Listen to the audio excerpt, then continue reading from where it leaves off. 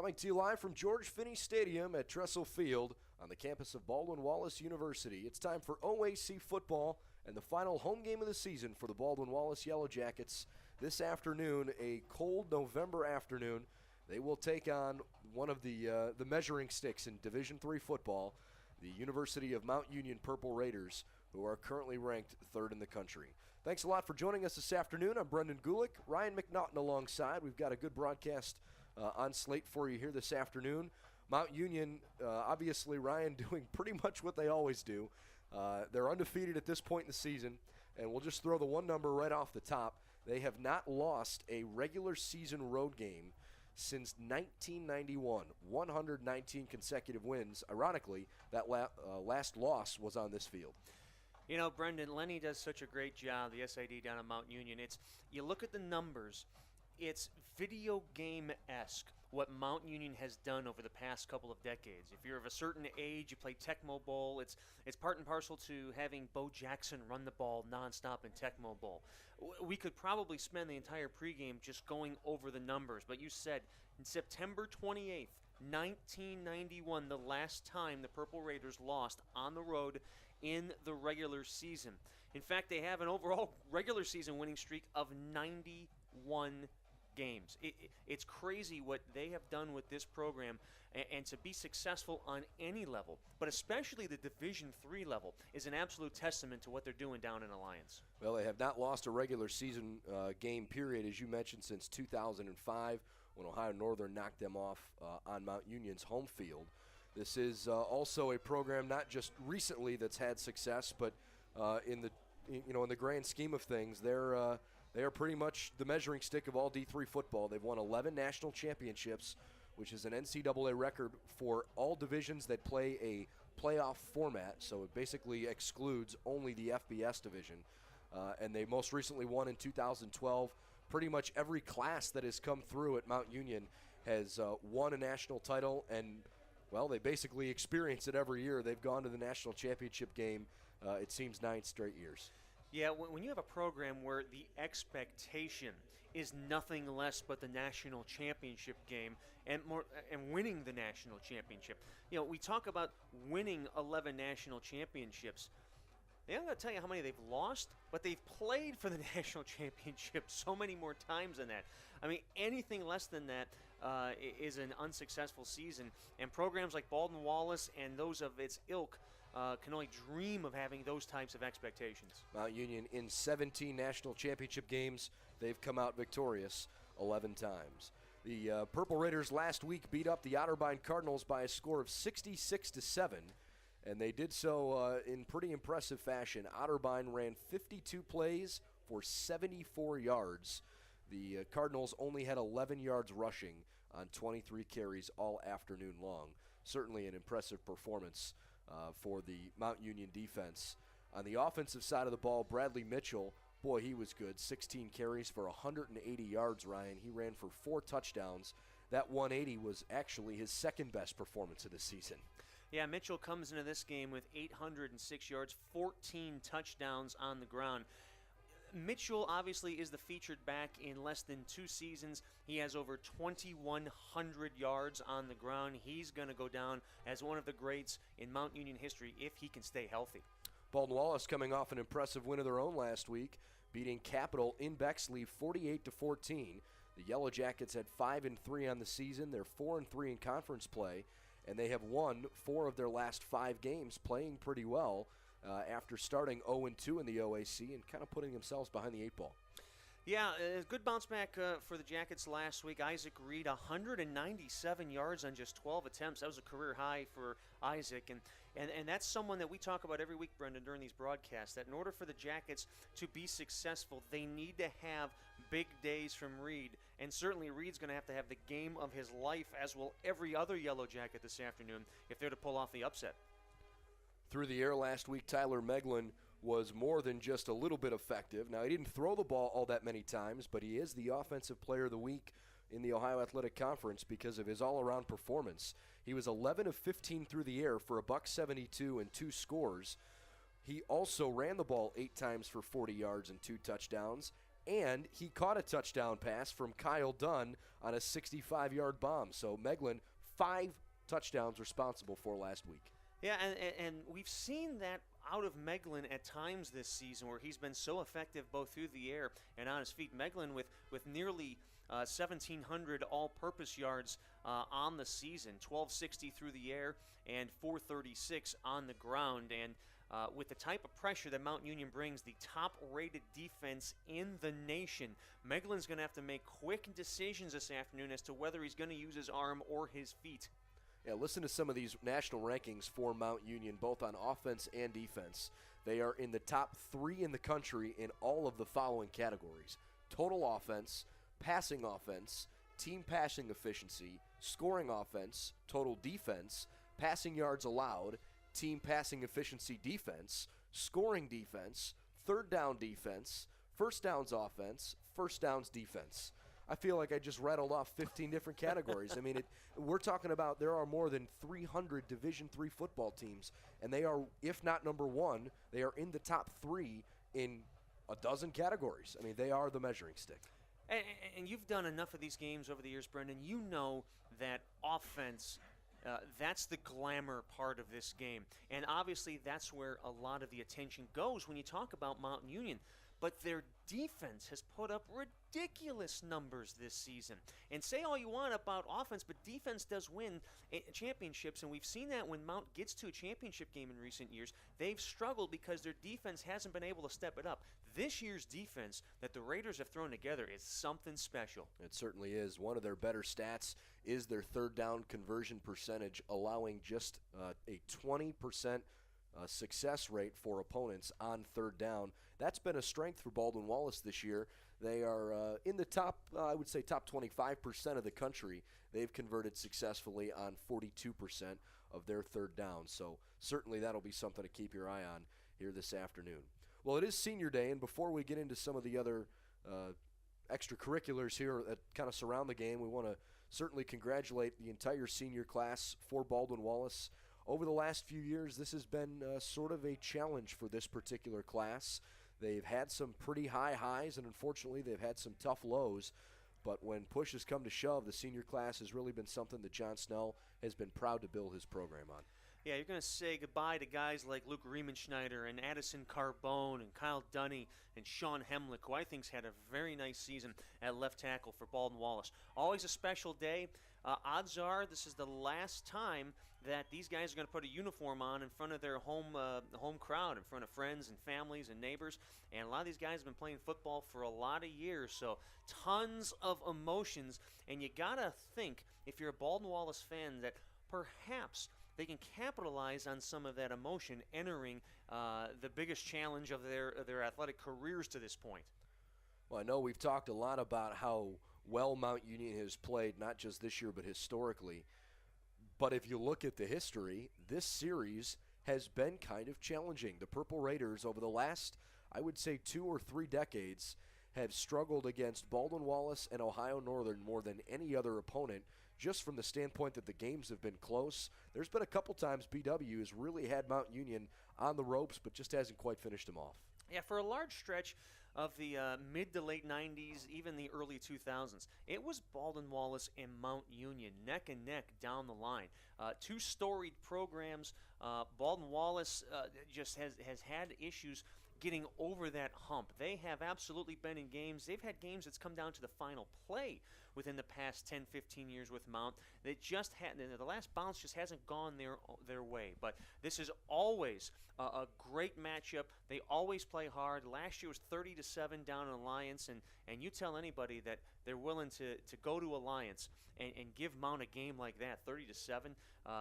Coach Snell and his coaching staff always finds a way to get the absolute best out of their players when they absolutely need it against Mount Union. The coin toss has just taken place. Baldwin Wallace wins the toss. They will defer to the second half. So the Mount Union Purple Raider offense will get a chance to come out on the field first here this afternoon. They are led by quarterback Kevin Burke, who is not only the reigning Gallardi Trophy winner. If you're unfamiliar, that's the Heisman Trophy at the Division III level. He is also the reigning National Offensive Player of the Year. Both with his feet and with his arm, he can pretty much do it all, Ryan. Kevin Burke, again, we talked video game numbers earlier. On the season, 24 touchdowns through the air to 1 interception. Now, I've been out of school for a lot of years, Brent, but you go 24:1. That is one heck of a ratio. He's thrown for 2,130 yards through the air. Now, that's just half of it, because you talked about he can also do it on the ground. He's rushed for 284 additional yards with 7 touchdowns. So on the year, 31 touchdowns to 1 turnover. That's incredible. That 1 interception, for what it's worth, came against the Ohio Northern Polar Bears in a road victory for Mount Union. That was their 5th game of the season back on October 11th, but the turnover didn't hurt them. They blanked Ohio Northern 62-0. It's the nation's top-scoring offense and one of the best scoring defenses against a Yellow Jacket team that at times this year has really shown some promise. And I think with John Snell, who's got this group ready to go, he's a veteran head coach, more career victories than anyone else in the OAC. I think you're going to see a pretty spirited effort today as he tries to jazz up his team down on the near sideline. Jans, and we talk so much about Mount Union and what they've done. Here's the other reason why you have to give them a lot of credit. Mount Union everyone gears up for Mount. They give them their best every single week, and still they've been able to persevere year after year after year. Brandon Williams and Taurus Scott are back deep to receive the opening kick from Joe Simonis. Senior Day at Baldwin Wallace. It's the final home game of 2014, and we are underway. Simonis with a low kick fielded on the run by Scott from the 3. Working to the left, he's got great block. A good return here with a good cutback. He's up toward midfield and still on his feet. Taurus Scott up the near sideline. He's got one defender to get by, and he is in the end zone for a touchdown. 96 yards on the opening kickoff. Taurus Scott was just able to tuck it inside that pylon where Brian Cook was trying to push him out of bounds. And the Mount Union Purple Raiders have a 6-0 lead after housing the opening kick. Well, we spend all that time talking about offense. We didn't mention special teams for 1 second. That is a way to absolutely take the air out of Senior Day. You know, the great offense and the great defense that Mount Union has, boy, when they can get you on special teams too, that's a special team across the field. Well, and I think that's where your offensive leaders, guys like Tyler Meglin, some of your senior offensive linemen like Sean Hemlick and Tim Pillay, those are the kinds of guys that are going to have to come out and try to give you an effort to try to get things back at least somewhat in your favor here early in this one. Well, and Mount Union was only averaging 19 yards per kick return this season. They just had 97 on the board. Edward Runke with the extra point. No problem, and it's 7-0 Purple Raiders. 17 seconds ticked off that first quarter clock. It is 7-0 Mount Union. Well, our presentation of Yellow Jacket football today is brought to you by Dan Andrews and Olympic Forest Products. They're a global recycling company located in downtown Cleveland and out in Kidron. You can call them today at 216-421-2775 or go visit them online at olyforest.com. Also by the Oriole Cafe, a great place for sports. Oriole Cafe is located at 294 North Rocky River Drive in Berea, just 2 minutes away from campus. They are the right choice before or after the game.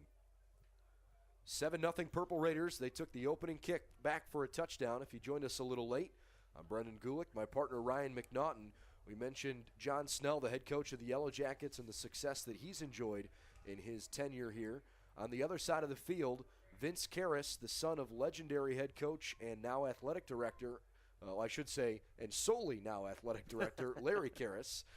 Vince, part of 10 of the 11 national championships won by the Purple Raiders, 2 of them as a player, 8 of them as a coach, and he is in his second year with a very impressive record here to this point, 22 wins and 1 loss as the head coach.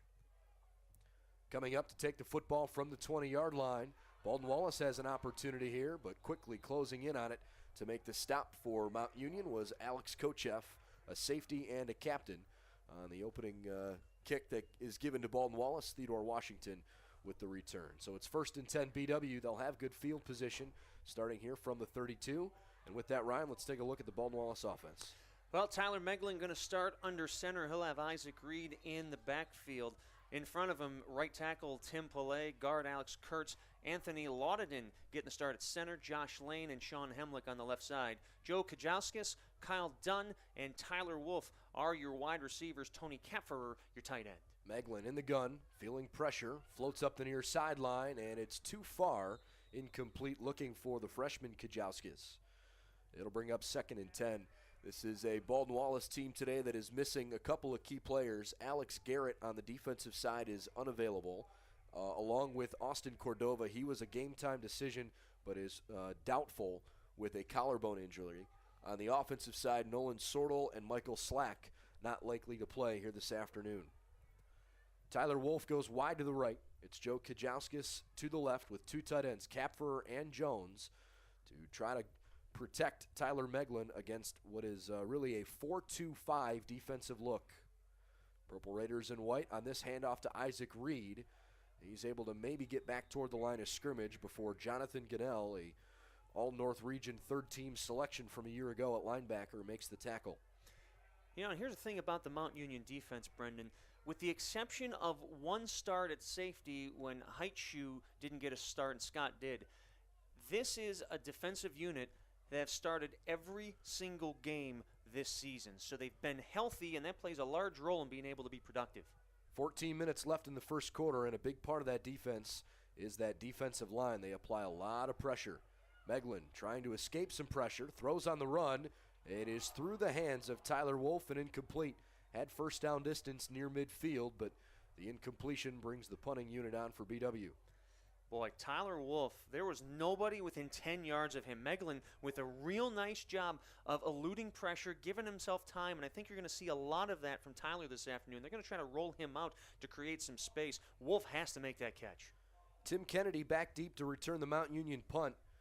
447 punt return yards on the season. That is second most in school history for a single season, but no touchdowns. He's still pretty far away from breaking the record. Needs another 103 yards as the punt gives away from Joe Simonis.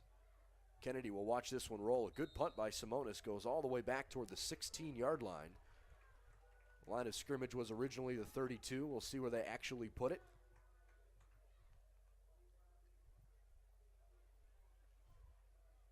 Looks like it's going to be pretty close to a 50-yard punt. And they'll put it on the 18, so it is indeed a 50-yard punt for Joe Simonis. 1st and 10 Purple Raiders, and the offense comes out on the field. We'll give you the starters here in just a moment. Kevin Burke is the leader at quarterback with Bradley Mitchell, his right sidecar, arguably the best running back in the Ohio Athletic Conference this year. And he's coming off of the best game of his career. Burke to throw on first down. It's a catch by Torres Scott, who ran that opening kick back for a 6. And he's got a first down on the out route. Well, the Mount Union Purple offense, as you talked about so much, led by Kevin Burke under center, Bradley Mitchell in the backfield. Up top, we're talking about these guys in a minute. Your lineman, Brooks Jenkins, left tackle. Anthony Pursuti, left guard. Your center is Mitch Doherty. Your right guard is Pat Mahoney, and Alex Goff is your right tackle. Sherman Wilkinson, Luke Meacham, Torrance Scott, and Roman Namdar are your receivers. Burke on a screen pass to the near side. This is Scott with a catch. He fumbles the football. It's recovered by the Yellow Jackets. Kevin Krikora with the fumble recovery after Andy Schultz, the defensive end, punched it out from behind. And the Purple Raiders, who don't turn it over pretty frequently, are going to give the ball to the Yellow Jackets here in pretty good field position. It's first down Baldwin Wallace from the 37-yard line.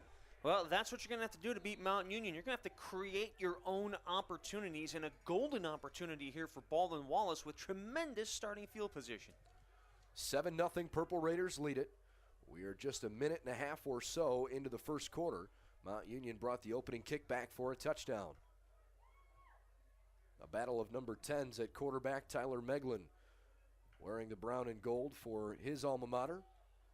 The handoff here goes to Jared Smith. He picks up 2 yards. Smith, the freshman running back out of Canton. Third leading rusher on the season for the Yellow Jackets, and we do have an injured offensive lineman. Clock stops at 13:08 left in the first quarter. Yeah, trying to see who that was, but teammates were immediately calling over, and the right knee was being held. And it looks like it is Josh Lane who's holding his right knee. We hope he's okay, the starting guard for the Jackets. Lane, a junior, 6 foot, 275 pounds, out of Rootstown, Ohio, and has been a staple at right guard most of this season. Really good kid. I had a chance to talk to him a couple of weeks ago, and he really likes the camaraderie that this offensive line has built, especially through the middle of the season. It's tough to see him struggling here, clearly. Not able to walk under his own power. He's being helped off by a couple members of the medical staff at Baldwin Wallace. So Lane's return at this point is questionable. Not sure what the damage of the injury is, but hopefully a speedy recovery for him. Yeah, Lane just got, unfortunately, stuck on the bottom of a pile, and it looked like a couple players just happened to roll up on him. So we'll try to get an update as the game goes on. But as you said, not able to put much weight at all on that right knee. Junior Nolan Brandt will replace him as the new right guard. 2nd down and 8 from the 35. Meglin puts Jared Smith on his right hip now. Kajauskis, Dunn, and Wolf, the wide receivers. Another handoff. And coming in from the outside to make the original hit was the linebacker Hank Spencer. Spencer, certainly one of the leaders on this defense, a captain on a team, but I think his most impressive accomplishment came last year when he was the NCAA's Elite 89 winner. That award is given to a student athlete who has the highest GPA at any NCAA championship event. That's pretty impressive. That is you know what, and over a lifetime, that's the thing that's going to make a heck of a lot more difference than anything that young man will do in the football field. But pretty special on the field as well, a 2-time All-OAC performer. 3rd and 8 from the 35 after no gain on that play. Meglin throws a good screen pass. It's caught by Padrett with room to go inside the red zone down toward the 14-yard line. First down, Baldwin Wallace before Trey Jones could make the tackle. And the Jackets convert on 3rd down. Mount Union brought the pressure, and Meglin doing a nice job of kind of looking off a receiver. He goes underneath and gets the first down. I'll give the Jackets credit, Brendan. They're trying to establish the run despite the fact that the Raiders give up less than 2 yards per rush. But you're going to have to try to establish your run game to let the passing game work. This time an option play to the right. It's pitched. Trying to cut back inside, but not really finding much luck, is Austin Smith, who, be honest, I'm a little surprised to see. We thought he would still be out. Smith had injured himself in the John Carroll game way back earlier in the season in Week 2. He both served as a running back and a punter, but had been suffering from an ankle injury. So good to see him in the ball game. 2nd down and 10 after no gain. 11 minutes, 25 seconds left in the opening quarter on this blustery, cold Saturday afternoon. Our opening kick temperature today, 43 degrees. Pretty strong winds from right to left, as per usual at George Finnie Stadium. Meglin going to throw it. Up in the pocket. Looking. Throws. It is just out of the reach of Kyle Dunn in the end zone. Incomplete. Well, that's one of the things Tyler Meglin does well. He keeps the play alive with his feet. He does, and Dunn with a nice job. He was double covered, and great coverage overall by Mount, and that's why the Jackets struggled to make anything happen on that play. But if that pass had a little less mustard on it, that would have been 6 points. Dunn probably having an All-OAC caliber year. Leading receiver on the season, 37 catches for 491 and 7 touchdowns. All of those are team highs. 3rd down and 10 from the 13. Mount Union up 7-0 in the early first quarter, but the Jackets trying to capitalize on a Purple Raider fumble fairly deep in their own territory. Meglin adjusting his protection at the line, gets it off, rolls to the left. He's being chased by Tim Lally, and he is sacked. Coming over to make the sack is Jonathan Gunnell, the junior linebacker, and that's a tough loss for the Jackets. It will keep them in field goal range, especially with the wind at their back, but now a much more challenging kick. That is a tough sack to take if you're Tyler Meglin. 3rd down, 3rd and 10. This is a makeable field goal because you have the wind, but just get rid of the ball. You cost your field goal kicker about 12 yards on that sack. This will be the longest field goal attempt of the season for Simonis, who is 5 for 5, but has not made one from longer than 25 yards. This kick, a 39-yard attempt. Snap is back. The ball is on its way. And the kick is good. Joe Simonis, the sophomore from Hinckley, cuts into the Mount Union lead. It is now 7-3. The Yellow Jackets will get points off the Purple Raider turnover, and they'll give it back to Mount Union with 10:17 left in the first quarter. Boy, Simonis having a heck of a season now. 6 for 6 field goals. He's made all 33 of his extra points, and that was a big loss from last season, Brendan. The special teams unit between the punting, the kicking, the kickoff returning, punt returns. But so far, that's probably been the unit for Baldwin Wallace that's been one of their strengths. We'll take a look around the Ohio Athletic Conference a little bit later on, but the games today, Wilmington is playing in Ada against Ohio Northern. Otterbein is at John Carroll. Marietta plays at Muskingum, and Heidelberg plays in Capital today against the Crusaders. All of them are 1:30 kickoffs, so those games will already be probably midway through the first quarter. We'll give you a score update here probably in the next 5 minutes or so.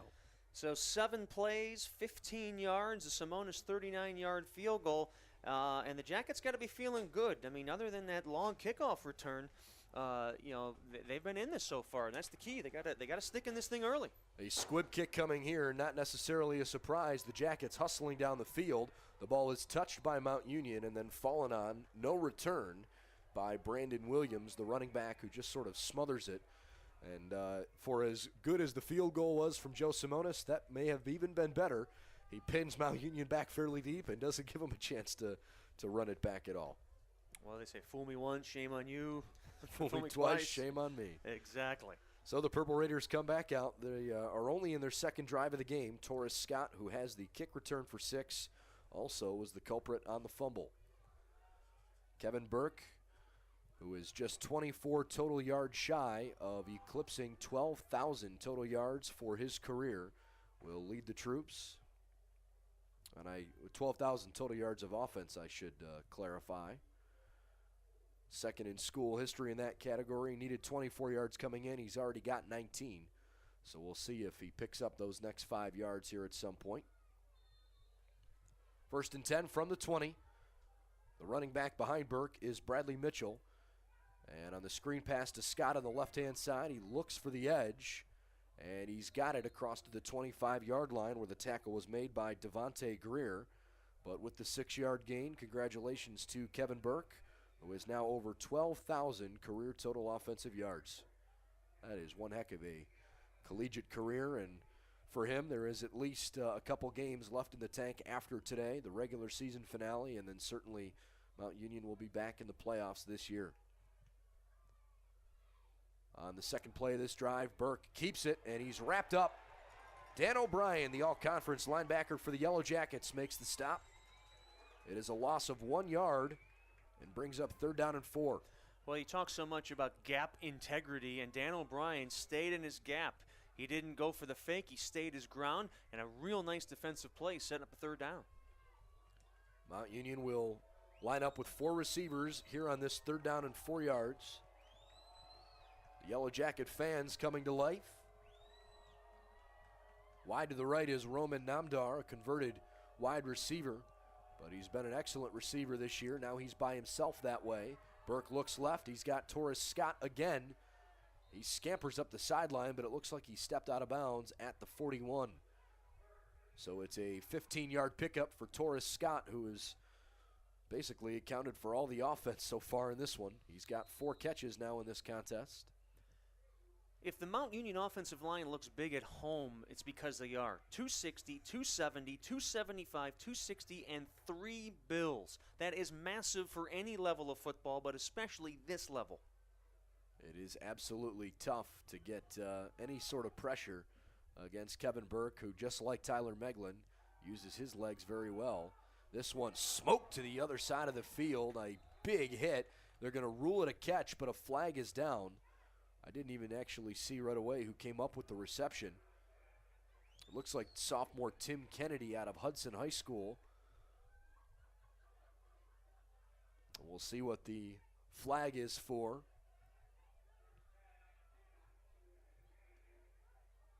Our officials meeting on the far side of the field, so probably an appropriate time here after they make the call to tell you who our officials are here this afternoon. Head referee John Whitson is leading the discussion over there. And here he comes.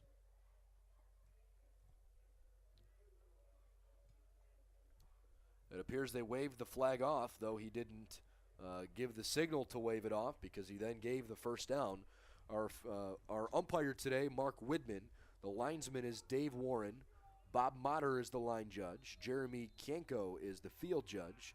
Brett Carpenter is the side judge, and the back judge, Fred Manarella. 1st and 10 for Mount Union.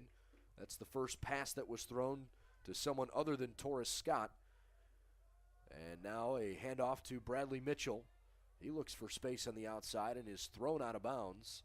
Once again on the play, Theodore Washington. 2nd and 5 upcoming with 8 minutes left in the first quarter. It's a 7-3 lead for Mount Union.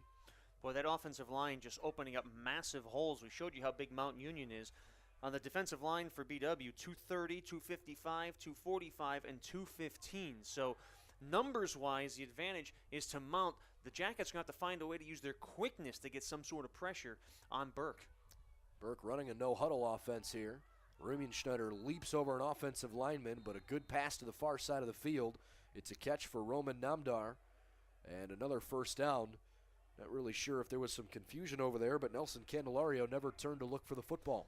Never turned to look around. Ball is placed at the 31-yard line. 1st and 10. Kind of a jumbo package on the right side of the line of scrimmage here. Stacking a tight end right behind the right tackle. That's Lane Clark at tight end. But Mitchell runs the other way, and he's wrapped up down low. Nice tackle by Baldwin Wallace defensive tackle Lawrence Wolf. Wolf, one of those guys at defensive tackle, even though he's 6'2", 245, pretty mobile and can get out to the flat.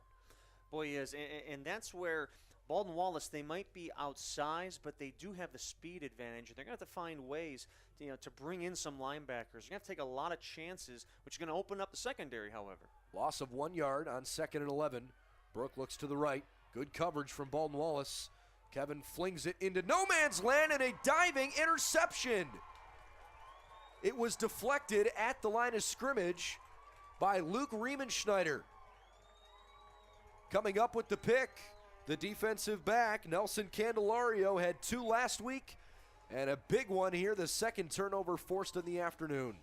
And he had Torrance Scott wide open. Torrance Scott made a move in the middle of the field. There wasn't a Jacket defender within 15 yards, but Burke just was unable, to find him. But boy, they're gonna watch that on film. Scott would still be running to Strongsville right now if he could have hit him in stride. Luke Riemenschneider has had a very impressive senior year, and on senior day makes a huge play. 7-3, Purple Raiders on top. 6:36 left in the opening quarter. Tyler Meglin in the shotgun with Isaac Reed now on his right hip.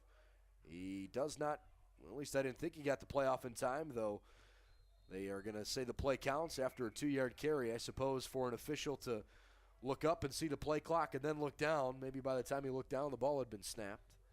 It was awfully close. 2nd and 7 after the 3-yard carry from Reed, who last week nearly ran for 200 yards. Isaac Reed, a junior, he'll be back next year along with Tyler Meglin. Those will be 2 staples on this offense, no doubt. 2nd and 7 from the 22 as the Purple Raiders line up with 7 in the box defensively. On the option, Meglin will throw it. He's got an open man, but airmails it over the head of the tight end, Tony Kapferer, and it brings up 3rd and 7. You know, it's probably good that ball was airmailed because Trey Jones, the cornerback, was ready for a pick 6 if that ball was thrown any lower. Meglin on the afternoon is now 1 for 5 through the air. That one completion was a kind of a screen pass to the left-hand side, and then a scamper by Corey Padrett after the catch. On a similar play to this, 3rd and 7, 3rd and 8. We'll see if maybe they draw up something similar. Kapferer is the tight end to the left here. Dunn and Wolf wide left. Joe Kajalskis is standing on the 20-yard line at the top of your screen. Pressure coming. Meglin keeps it.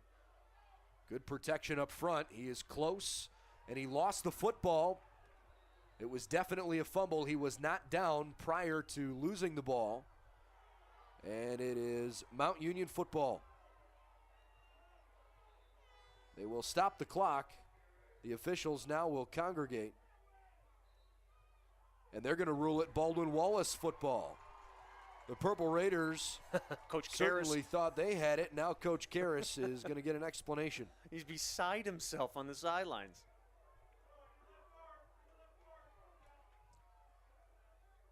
Meanwhile, we sit right next door to the offensive coaches for BW, and they're barking, let's go, let's go, let's go. Well, certainly you'd like to get the play ready to go, but you won't be able to snap it until the explanation is done being given on the far side of the field. I didn't catch who came up with it.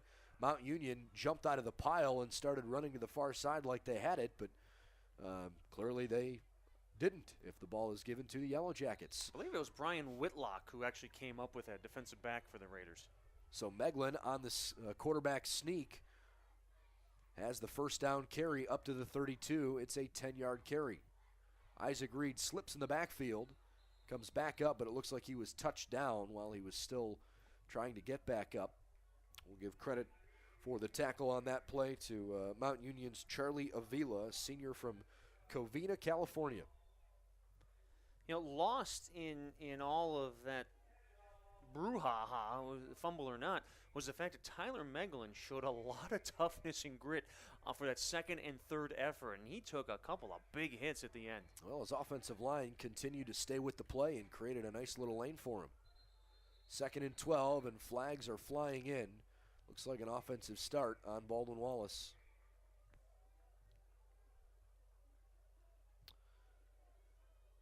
I believe they ruled that against the left tackle, Sean Hemlick. So 2nd down and now 17. Ball's on the 25-yard line. Darrell Jones, one of the bigger targets for Tyler Meglin, as a tight end is actually now in the slot on the left. 2 running backs in the backfield. Austin Smith, the one in motion. Jared Smith still there. This time a screen pass goes to that tight end, Darrell Jones, and he'll pick up almost all of the yards lost on the false start, but now going to go back to still 3rd and long here. One of the great names in football, Rock Hill Brown, the defensive lineman for the Raiders. You'll notice before the ball snapped, they kind of do that rollover to the right or to the left. That's something I saw in the 80s. A lot of football teams did that. I haven't seen that in a lot of years. 3rd down and 11. The ball will have to get across the 42 if the Jackets want to keep this drive going. Good protection, but sneaking through and forcing Meglin out to the right. And then an incomplete pass. Good pressure there from Mike Ferda. A vicious hit from the linebacker Jonathan Gannell, who has been in on most of the bigger hits so far in this one. And an absolutely clean hit, too. That is a good football hit. Well, he got up under his own power, so that's good to see. But Joe Kajauskas is going to need a second to kind of regain his thoughts, I would imagine, on the near sideline. So it's 4th down and 11. 3 minutes, 55 seconds left in the opening quarter in a game so far that's been pretty tight. Baldwin Wallace trailing 7-3. And give Baldwin Wallace credit. Field, possession-wise, time possession, they're winning it at this point. You got to keep the ball out of the hands of that Mount offense for as much as you can. The only touchdown in this ball game came on the opening kickoff when Torres Scott ran it back. 97 yards on that opening kick. Punt from Joe Simonis with the wind at his back is out of bounds. Didn't want to kick it to either Meacham or Kennedy. And they're going to put it all the way up to the 38-yard line. So give the Jacket defense credit so far, Brendan. They've been able to create 2 turnovers for a Mount Union offense that rarely turns the ball over. We've seen Kevin Burke throw just his 2nd interception of the season. We've seen a fumble early on from a wide receiver, Torrance Scott. Will that be able to continue all day? Who knows? But so far, this Jacket defense has done everything they can to put their offense in a position to be successful. 1st and 10 from the right hash mark of the 38 as Bradley Mitchell takes one step to his left. A fake handoff. Now Burke looks over the middle. He's got an open man. That's his wide receiver, Sherman Wilkinson. Wilkinson has been Mr. Steady this year. He's got at least 1 catch in every game. Senior wide receiver out of Kettering Fairmont down in the Dayton area. And a first down up to the BW 45 on the 20-yard completion.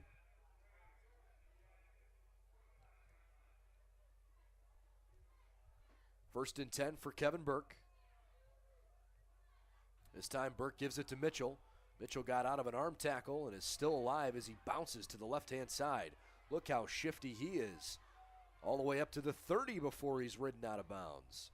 He was almost tackled for loss by Lawrence Wolf between the numbers and the right hash mark, and he runs out of bounds on the left-hand side of the field. That's a human pinball right there. Just to be able to bounce, spin, stop on a dime, that is, I don't want to say that's athleticism, that's just smart. That is smart football, how you can play like that. Baldwin Wallace driving into the wind here in the first quarter with just over 3 minutes left, leading it 7-3. Ball's on the 29-yard line. It's first down. Logan Namath, the running back, will kind of go over to the right-hand side of Kevin Burke here. Still 7 seconds to get the play off. Burke lofts it deep down the right-hand side for Wilkinson, and incomplete. Wilkinson wanted a pass interference call. Kevin Krikora with the coverage. He had the fumble recovery earlier, and maybe you would have seen a flag if the ball was catchable, but I think that was probably thrown a little bit too far out of bounds to warrant the penalty. Clock stops with 2:44 left in the first quarter. Second down and 10. Back in at running back again, Bradley Mitchell. Coming off a 4-touchdown game, 16 carries for 180 in the 66-7 win over Otterbein last week. On second down, Burke from the gun, very poised in the pocket, now rolls left, and he'll run. It's a first down, knocked out by Luke Riemenschneider, but Kevin Burke just keeping the play alive, runs out of bounds and picks up enough to move the chain. The secondary doing a real nice job for Baldwin Wallace, but there you just see the massive size of the Mount Union offensive line, giving Burke all the time in the world, and then Burke using his feet, which we've seen him do all season long. It's almost if you're darned if you do, you're darned if you don't. You do everything right defensively, and still they're able to pick up 12 yards. Inside the Baldwin Wallace red zone, where Mount Union frequently puts points on the board, this is Mitchell right into the heart of the defense. And a big hit there from BW's John McElfresh, the linebacker from Bradenton, Florida, with the tackle. Just over 2 minutes to go here in the opening quarter. Got a lot of guys on the Mount Union offense that come from notable high school programs. Burke, of course, out of Lakewood St. Edward High School, one of the better teams in the state.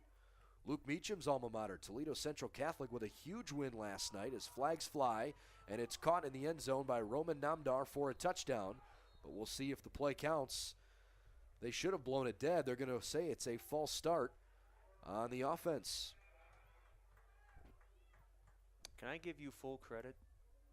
You're an Ignatius guy, right? I am an Ignatius guy. And you said St. Ed's without stuttering, stammering, or regurgitating. I'm very proud of you, young man. Especially after the week last week where the St. Edward Eagles beat up my alma mater 41-10. You've come a long way. You are a mature human being now, my friend. Kevin Burke is one of the better players, and not only Kevin Burke, Tom Lally, the defensive tackle, when he was a junior at St. Ed's and the Eagles won their first football state championship, Lally set a program record with 28 sacks.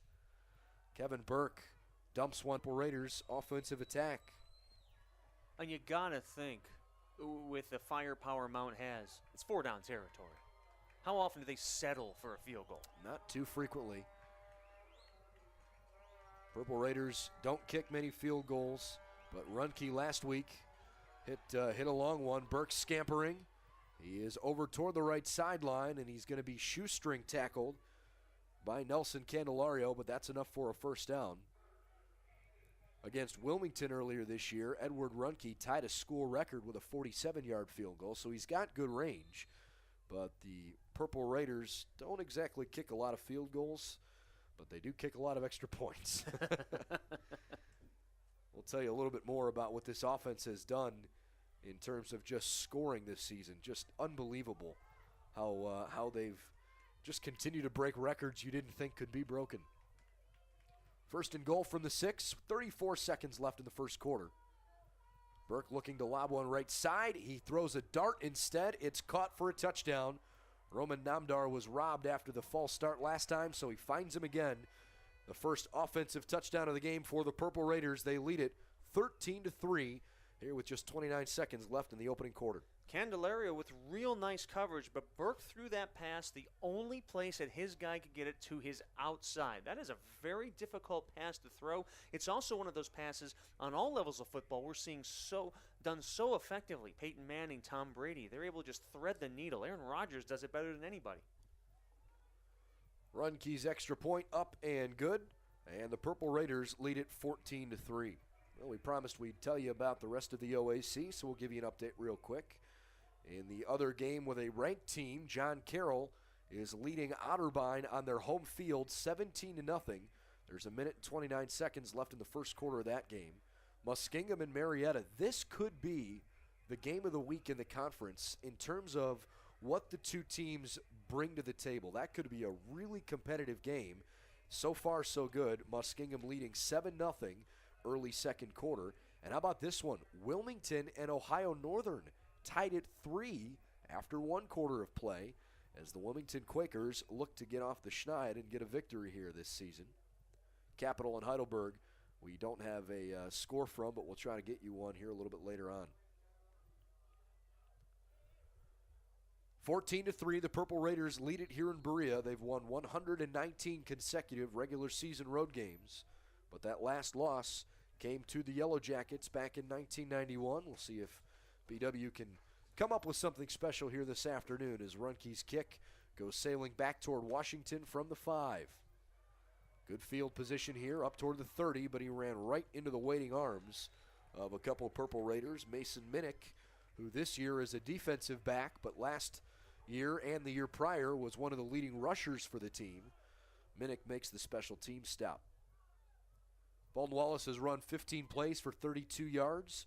They've held the ball for 650. Mount Union 18 plays for 134 yards. They've held the ball for 741. So fairly balanced time of possession in the first quarter, but the Purple Raiders with more offense.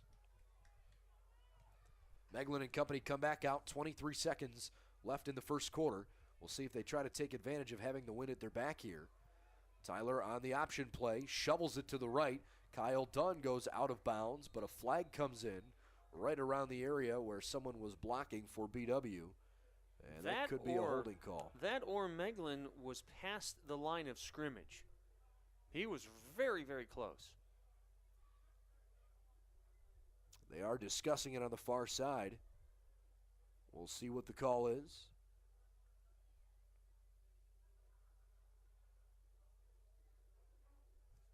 It looks like it's going to go against BW. Illegal forward pass. Ryan McNaughton with the eyes. Nicely done. 15 seconds left on the first quarter clock. It's a loss of down and a penalty of 5 yards on the play. Well, Meglin just trying to make something happen there, and he did a nice job, but was 3 feet in front of the line of scrimmage. I think Meglin was arguing that it wasn't a forward pass, it was more of a lateral, but the referees did not agree. 5 seconds to get a play off before the quarter break. 4 receivers stacked to the left. Meglin is smacked in the backfield. A Mount Union sack from senior Josh Butler ends the first quarter with an exclamation point for the Purple Raiders. They've got a passing touchdown, a kick return for touchdown. No turnovers created by Mount Union defensively. Their first quarter maybe a little bit of a black cloud in that they've turned it over twice. But the Yellow Jackets will have it on 3rd and long when we come back for second quarter action. You're listening to Baldwin Wallace Football on BWYellowJackets.com.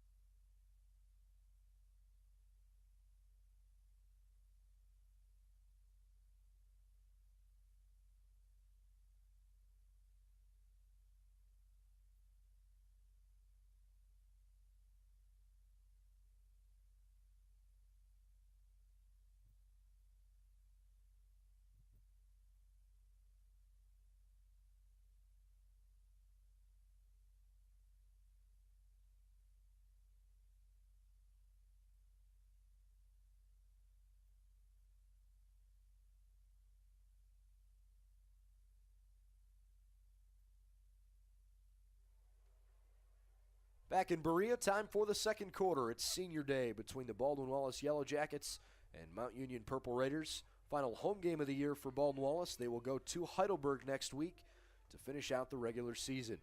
14-3 your score. The Purple Raiders on top. It's BW with a third and long. Meglin airs it out, looking for the freshman, just out of his reach. Kajauskas with a diving effort at the Mount Union 40. It was a good pass from Meglin into the wind, a good tight spiral, but just a hair too long, and the Purple Raiders will have to go back and bring the special teams unit on now. Hey, I love that play call, Brendan. You got to open things up. You're down 14-3. You're taking on Mount Union, who's Mount Union. I mean, it's an adjective at this point. They've had so much success. Go for it. And it was really a well-thrown ball. It was maybe just half a step too far.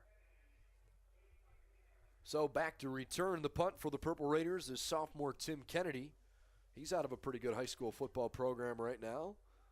Out in Hudson, the number one team in the state of Ohio and the top-ranked team in Region 1 of high school football. Playoffs started this weekend. Kennedy from midfield, sidesteps a tackle, but can't get out of the shoulder grab from Luke Riemenschneider, and a return of about 9 yards up toward the 41 or 42-yard line. And Mount Union takes over with a short field to work with. So Kevin Burke, who we talked so much about in the pregame, really heating up for the Purple Raiders. 9 of 11, 91 yards through the air, 1 touchdown, 1 interception that was tipped by Riemenschneider. He also has 21 yards on the ground. Bradley Mitchell in the backfield, 4 rushes for 22 yards. The interception Burke threw earlier in this one on the deflected pass was just his second of the year as he guns one high and deep and right in stride Sherman Wilkinson, a 42-yard score. Mount Union with a quick strike touchdown, a one-play drive. Burke to the senior from Kettering Fairmount High School, and the Purple Raiders lead it 20-3. Nothing real fancy there. A little play action and just pure speed down the right sideline, and I think that's where Mount Union gets you. You can talk about athletes. You see how fast they are at every position. Speed kills on all levels, but the D3 level, if you have speed, you are head and shoulders above everybody else. Runke to kick it. Kennedy with the hold. It is up and good. And the Purple Raiders have a 21-3 lead here in Berea. Today's Yellow Jacket football game is being brought to you by American International. When you require a company with proven performance, rely on American International. Come check out the renovations that American International has done on the BW campus. Brendan Gulick, Ryan McNaughton with you here this afternoon. Thanks for tuning in. The Mount Union Purple Raiders got on the board early with a kickoff return for score on the opening possession of the game, or I should say before the opening possession really even took place. BW won the toss and chose to defer, which I suppose hindsight being 20/20, they chose to take the 7 points given to Mount Union right away. And you can almost kind of feel a bit of the air come out of Finnie Stadium here after that touchdown. The crowd's really been into this one for Baldwin Wallace. I mean, the lads have put forth a pretty good effort, but to see the speed and precision, there's just a feeling in this place now that, oh, it's Mount Union. Who just, all of a sudden I think the reality's starting to set in like, wow, our boys better start stepping things up fast or this is going to get out of control. Well, you just take things one game at a time, one play at a time, all season long. The Purple Raiders certainly know that. The ball had blown off the tee there because of the wind, so Runke will tee it up again. If it happens again, he'll have to have someone come over and hold it for him. We'll get a good testament here to see how strong the leg for Runke is now with the wind at his back. Kajauskas and Washington back deep to return the kick, and the ball has blown off the tee a second time. So coming in to hold it on there will be Alex Kochev.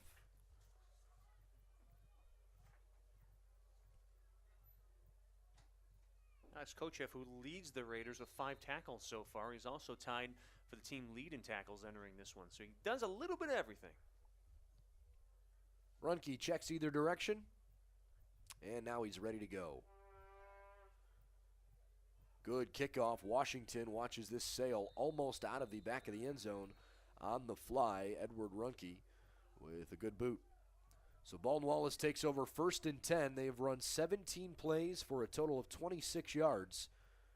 Tyler Meglin is 2 for 8 passing the football, 28 yards through the air.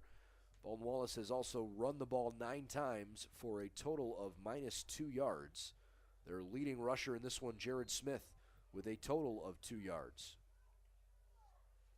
And as we alluded to in the pregame, for as much adulation as the Mount Union offense gets, this Purple Raider defense has been something special, at giving up less than 2 yards a carry on the season. And certainly today we've seen why. The Jackets just unable to get anything underway on the ground game. So we'll see if Baldwin Wallace comes out here and tries to open the playbook up a little bit on 1st and 10 from their own 25. Meglin, under pressure, fires it over the middle. It's caught by Kajauskis. He's up toward the 45-yard line. The initial tackle was more of a bump from Trey Jones than anything else, and Kajauskis stayed on his feet, was able to extend for a few more yards. A 20-yard completion, the longest play from scrimmage for the Yellow Jackets this afternoon. I'm liking what I'm seeing out of the freshman Kajauskis. He has speed, he has good hands, and he's tough. He took a hit and got another 5-6 yards out of it. I can see Kajauskis starting to break out for this team in years to come. Yellow Jackets pretty desperately need points on this drive if they want to keep this game close, down 21-3. Isaac Reed on the handoff to the right-hand side picks up 1.5 yards before being swallowed up by LaShawn Luke and company. 2nd down, and we'll call it 9 from the 46-yard line. Well, Kajauskis probably going to see more targets, especially with Michael Slack, who arguably is the best wide receiver on the team, dealing with a shoulder injury and not playing today. Kajauskis wide to the right. The 2 running backs in the backfield, Jared Smith and Austin Smith. Austin wears number 30. Jared wears number 29. Meglin fakes the handoff to Jared Smith. Tries to avoid some pressure. Still on his feet, but then wrapped up around the ankle. 2nd sack of the day for the big fella, Josh Butler, the defensive tackle with the sack. Yeah, 3 tackles so far for the team. That's Butler's, his 4.5 sacks on the season. So it's 3rd down and 15. The ball put back on the 40 after the 6-yard loss. Vince Karras, the head coach, also was an 8-year defensive coordinator prior to taking over the reins. He is trusting Chris Kappas, a 2008 Mount Union grad, with the defense now. Meglin lets it go, and it's got 1st down distance, but incomplete. Tyler Wolf with a diving attempt. Good coverage on the play by Hank Spencer. The linebacker goes back and really goes wall-to-wall with him. So another series where the Jackets lose yardage. And it's kind of put up or shut up time now for the Jackets. They're going to need a stand, and they're going to need to get some points here before halftime to have a realistic shot. The defense has played fairly well as can be expected against this type of offense. Simonis' punt hangs in the wind, and a fair catch called for by Tim Kennedy.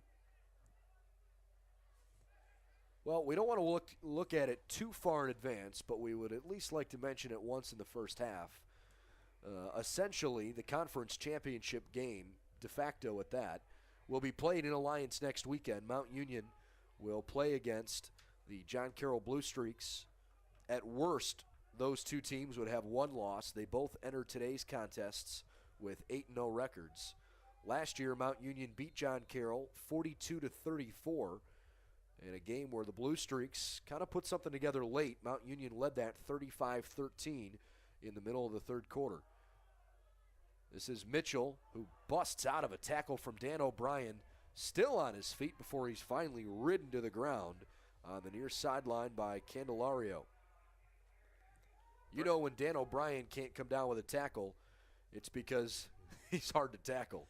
O'Brien, one of the most sure tacklers on this squad. Bradley Mitchell, all of 5'6", $165, but he is chiseled. He is strong, he is fast, and he is smart. Bradley Mitchell last year as a freshman set the freshman rushing record already with over 2,100 yards in his collegiate career.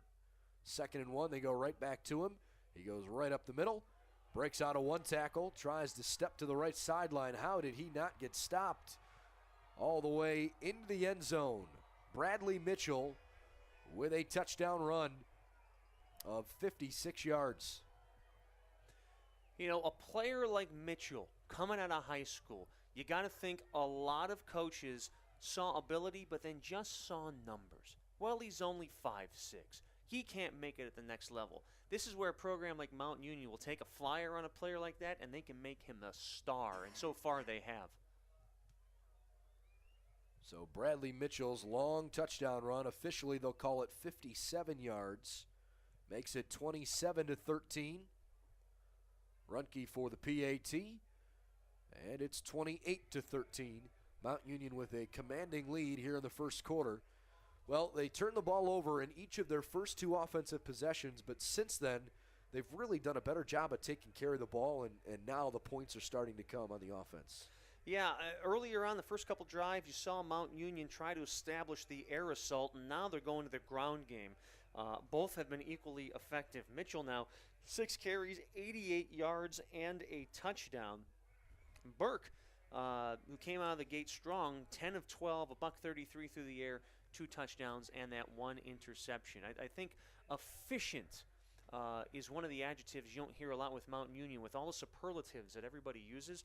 But you know, we talked at the onset how Burke had 24 touchdowns and 1 interception. The fact that we were here just to see interception number 2 in Week 9 shows you just how good they are with the football in their hands. Well, the Raiders are scoring 64.8 points per game. They have scored for the first time in program history. They have scored at least 50 points in each of their first 8 games of the season. They are only the 8th team in college football history to score 500 points in the first 8 games of the year, as once again the ball blows off the tee. I mean, they are, just to give you some perspective, they set the all-time Division III scoring record in 2012 when they won the national championship with Burke as their quarterback. They scored 792 points in 2012. It's a D3 and certainly an OAC record. If they were to continue at this same pace this year, they would score almost 180 more points. Now, you'd like to think those numbers aren't going to be quite as high in the playoffs against some other really strong defenses, but that's just a gauge at how good the offense has been. This time, Jake O'Connor on the kick return up to the 22-yard line, about a 20-yard return. Well, looking just this afternoon, Baldwin Wallace has the 3rd best defense statistically in the Ohio Athletic Conference. They've put up 28 points against Baldwin Wallace, and we have 11 and a half minutes to go in the second quarter. And that's with 2 turnovers. No doubt. And a lot of that comes with quick scoring drives, and when you get a 42-yard pass for a touchdown, and then you get a 2-play 66-yard drive where Bradley Mitchell rips off a 9-yard and then a 57-yard touchdown run, you'll score points in a hurry. 1st and 10, a single back look for the gold-helmeted Jackets this afternoon. This is Jared Smith right up the middle, and a gain of 3 yards to the 25 before he was stopped by a couple of defensive players. Linebacker Hank Spencer, linebacker Jonathan Gunnell on the tackle. Boy, not counting victory formations, I don't know how many times we've seen Meglin go under center this season. He certainly hasn't done it a lot. There's no doubt about that. That and the goal line, pretty much the only times you'll see it with certainly any frequency. On 2nd and 7 from the 25, Meglin with good protection, fighting to get to the outside, throws on the run, and it's through the hands of Kyle Dunn. You know, Meglin looked for a moment like he had lots of time in the pocket. Then all of a sudden, Jonathan Gunnell came and closed it quickly.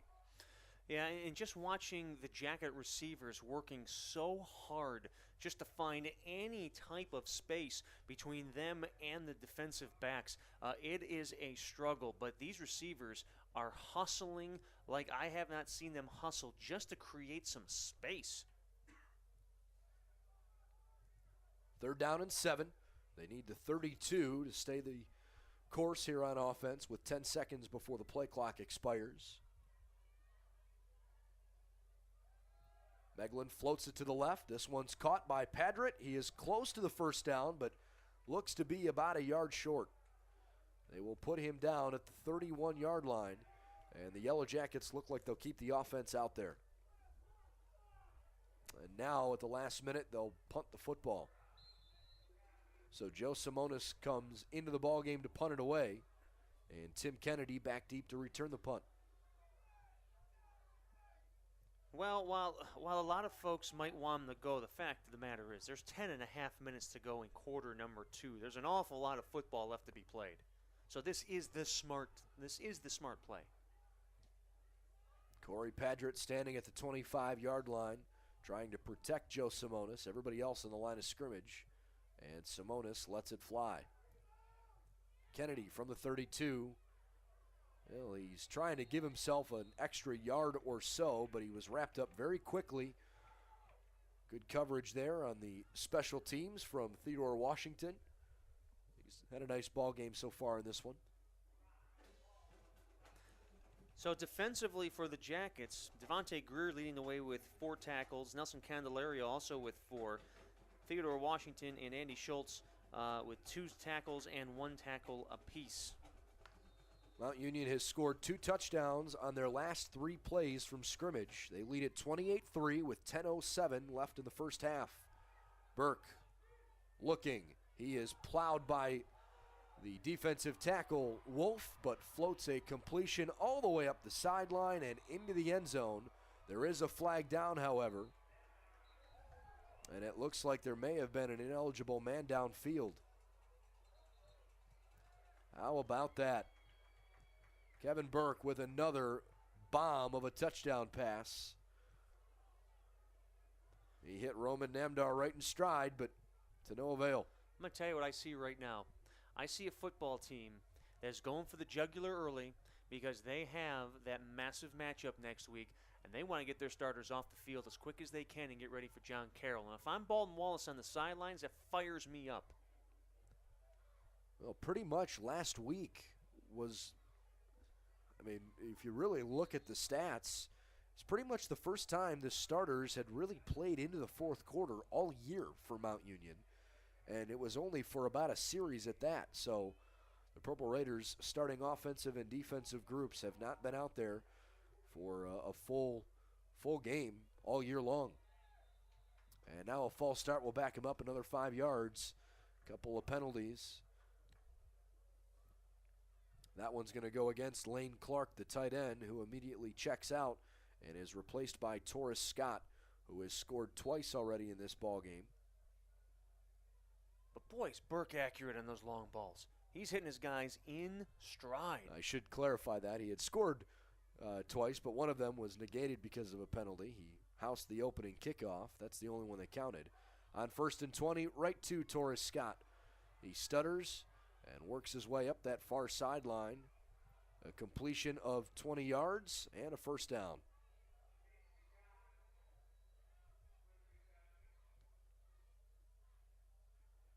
So the Purple Raiders, despite back-to-back penalties, go right back to it. That's their 11th first down of the game. Baldwin Wallace, by contrast, has just 3.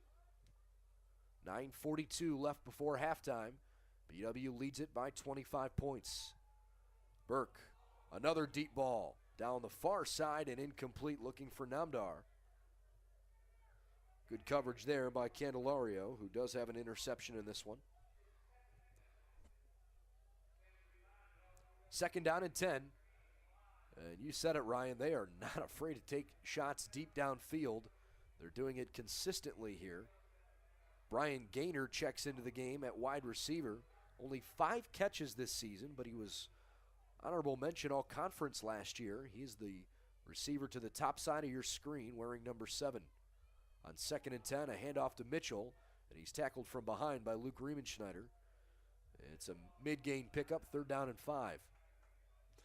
It's almost as if Mount Union operates in a way that the pass sets up their run, which is counterintuitive to pretty much any type of football. Well, and it's funny you'd say it that way because their rushing game this year is as strong collectively as it's been in a very long time. So has their passing.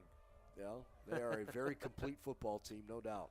On 3rd and what is being called 4, a shovel pass to Mitchell. He makes a diving catch, but it's a no gain on the play. And we'll see if the Purple Raiders will punt the football. They've got the win at their back. It's 4th and 4 from their own 48-yard line. And Mount will keep the offense out on the field. Luke Riemenschneider, a nice job coming off the edge, creating pressure and flushing Burke out of the pocket. Well, the Purple Raiders on 4th down convert 55% of the time.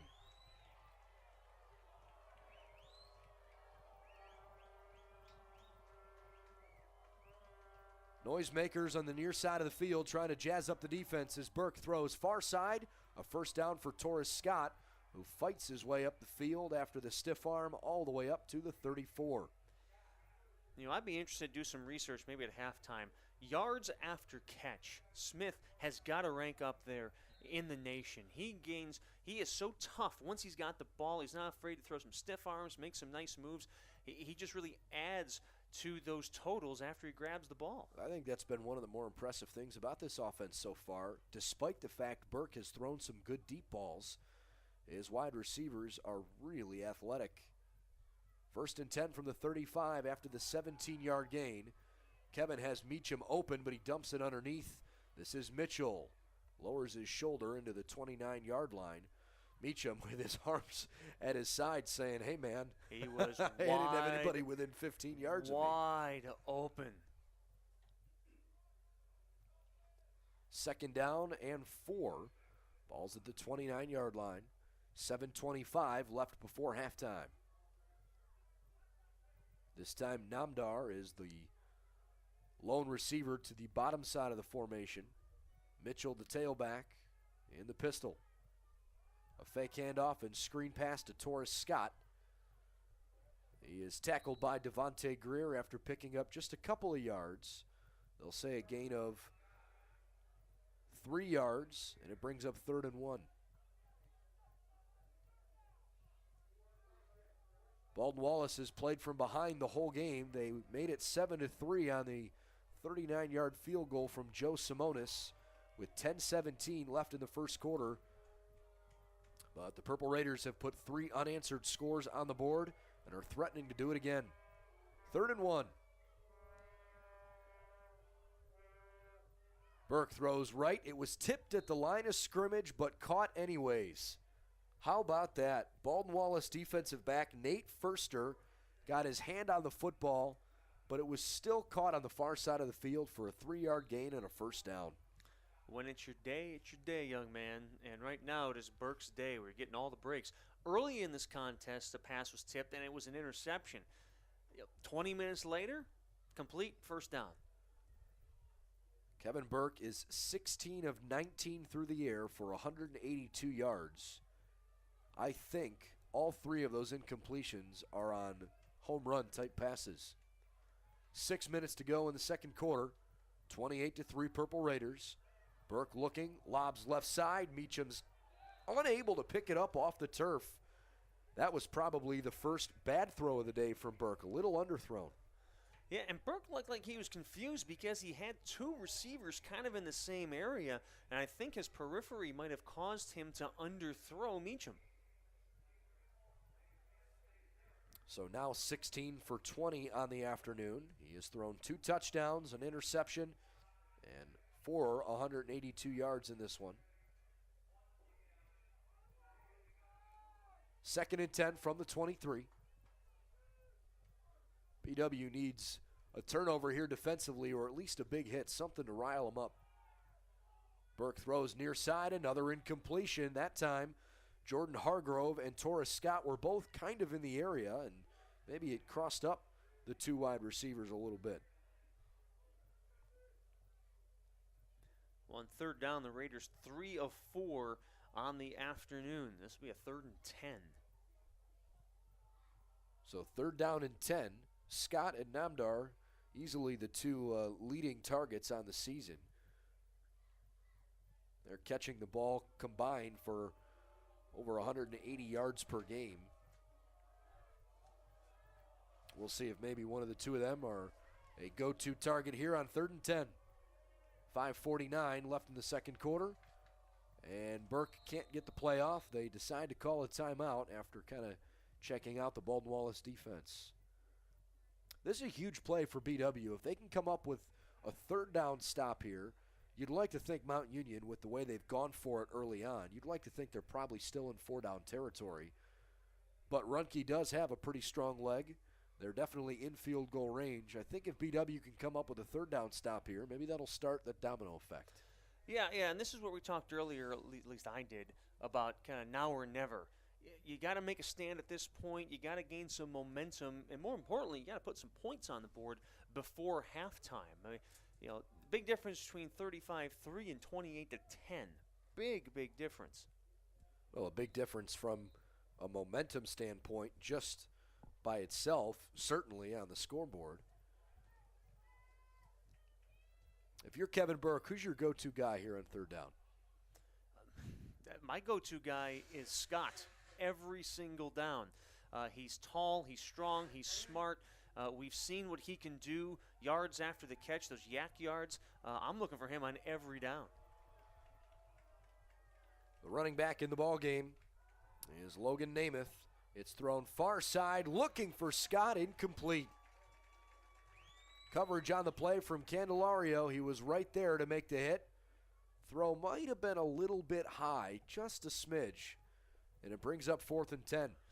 And the defense that time brought Dan O'Brien from the left linebacker position in on a blitz just to try to find some, try to get some extra pressure on Burke.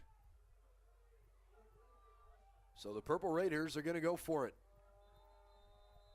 And now a timeout called by Baldwin Wallace. They want to make sure that they are prepared for a 4th and 10. And to allude back to your original point, I think we're seeing right now how important both sidelines feel this possession is. We just saw Mount call a timeout. Now we're seeing BW call a timeout. This is a critical juncture of this game. Well, Baldwin Wallace, the last few years especially, has had pretty good special teams. And while unfortunately they gave up a kick return for score early in the game, they're capable of those kinds of explosive plays without the offense on the field. 28-3 is a big lead, but it's not an insurmountable lead. You mentioned how much better 28-10 looked compared to, 35-3. Well, 35-3 would certainly be tough if you give up 35 points in the first half, but at least the Yellow Jackets know they're going to get the ball to start the second half. If they can come up with a 4th down stop here and then go down and get some points, kill a lot of that second quarter clock, I think they'll feel good about themselves going into the locker room. But still a lot of football before that could happen. On 4th and 10, Burke toward the end zone.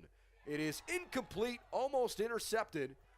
Torres Scott and Kevin Krikora were bumping at the goal line, but the pass went too far, and Baldwin Wallace forces a turnover on downs. Well, the Mount Union offense looked like it just hit a brick wall. They were just moving the ball with ease, and then those last 3-4 plays, they looked a little confused, some poor passes. So big stop there by Baldwin Wallace. Now, can they convert? Can they sustain a drive? Can they get points on the board? Once again, Tyler Meglin goes under center here on 1st and 10. Mount Union with 4 down linemen, and they're bringing Cody Pogorelk, the senior from St. Petersburg, Florida, up to the near side on the left. Isaac Reed, I think, just lost a yard as he tried to run behind Sean Hemlick and Alex Kurtz on the left side of the line. That'll bring up 2nd down and 11. Isaac Reed now with 5 rushes and 1 yard 1 week after gaining 197 yards on just 12 carries. It is a tough defense to run against, and it really starts in the trenches. Mount Union right now, I think safe to say, they're winning the line of scrimmage battle on both sides of the ball. 5 minutes left in the opening half. The Jackets down 28-3. They got the big 4th down stop. Let's see if they can make the Purple Raiders pay for it. Meglin with a great fake with his feet, but staying with the play, getting back up and coming over to make the tackle is Alex Kochev. Meglin shook him out of his shoes, but Kochev just wouldn't give up. Kochev, they're going to give him a sack. That's a loss of 1, his 4th sack on the season.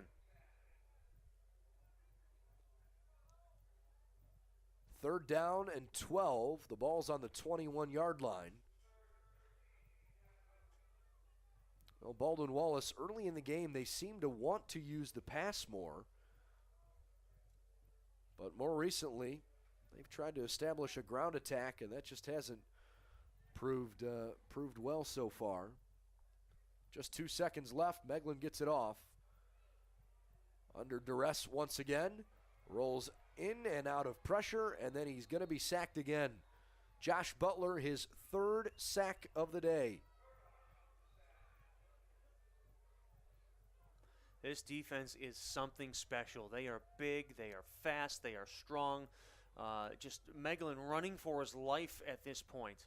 And when it's 3rd and 15 and you're up 25, you can do anything you want defensively. You can send the house because you have all that cushion. You have nothing to lose. I beg your pardon. That was Mike Furta, the junior from Indian Creek High School in Wintersville, Ohio.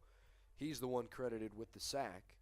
4th and 23, 3 negative plays as Joe Simonis punts out of his own end zone, a low end-over-end kick into the wind.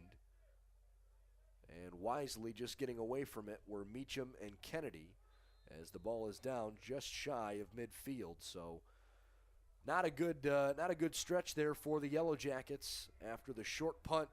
Mount Union takes over with 3:04 left before halftime, and they've got the lead 28-3. So Burke back on the field, 16 of 23, a $182 through the air with 2 touchdowns on the ground, 21 rushing. Bradley Mitchell, 94 yards on the ground. Torrance Scott with 7 receptions on the afternoon for 81 yards. Burke fakes the handoff, throws to Meacham on the near side. Luke with a ton of room to run. Cuts back toward the middle of the field before he's finally tackled by Candelario. Looks like an injured Jacket. That is Candelario, who's awfully slow to get up. They will say he's down to the 13-yard line, so a 35-yard pass and catch. That's tough to see Nelson Candelario slow to get up here. He's been awfully good in the defensive secondary for the Yellow Jackets.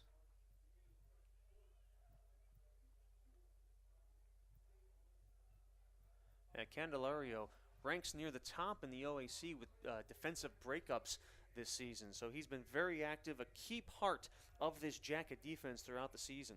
A look around the OAC, it's halftime in Muskingum. The Fighting Muskies with a 17-0 edge over Marietta. John Carroll with just 27 seconds left in the first half leads Otterbein 31-7. Ohio Northern, after being in a tight ball game early on, it was a 3-3 tie after 1 quarter with Wilmington. They now lead the Quakers 23-5. That game is a minute away from halftime. Candelario being helped off the near sideline. Looks like his left arm may be what's ailing him. Heidelberg is just beating up Capital today, 38-6. That game is awfully close to halftime as well. 1st and 10, Mount Union from the 13 of Baldwin Wallace. A Mitchell carry up the middle, sidesteps a tackler to the left, and scampers to the left for a score.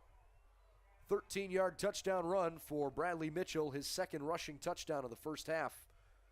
And the Purple Raiders have blown it open. It is 34-3. Fans, he made that look easy, but do you know how tough that is in mid-sprint to just kind of do that leap and change direction and not lose any speed? He is amazing to watch. I'm telling you, the combination of strength, speed, and smarts, he is something special. Edward Runke on for the extra point. It is up and good. Bradley Mitchell now with 8 carries for 107 yards and 2 touchdowns this afternoon. Kevin Burke, who on that 35-yard completion to Meacham, is now up to 217 yards on the day. On that pass, he eclipsed the 10,000 career passing yard mark. Just continuing to add to the milestones. Kevin Burke, who didn't really play much quarterback as a freshman, and because of that, isn't going to be able to really cement himself among the leaders at Mount Union. he is nonetheless one of the all-time great quarterbacks for this program, but is certainly at least mentioned in the same breath as the Jim Ballards of Mount Union. And while he's over 10K through the air, a couple more yards, and he'll be over 2,200 yards of rushing for his career. So truly a dual threat quarterback, which that's the trend. That's what we're seeing on all levels of football, but you still got to be able to do it really well, and he does it very, very well. Well, Jim Ballard in 1993 was the first ever Gagliardi Trophy winner. Bill Borchert, who was a two-time winner of National Player of the Year, 96 and 97 during those national title years for Mount Union. It was an excellent quarterback. Greg Michelli and now Kevin Burke, the other two quarterbacks to win that award, National Player of the Year. Burke did so last year. O'Connor, who returned it from his two, had to go with it and did not get too far with it. So with 2:29 left before halftime, Mount Union with a commanding 35-3 lead. BW takes over from their own 14-yard line.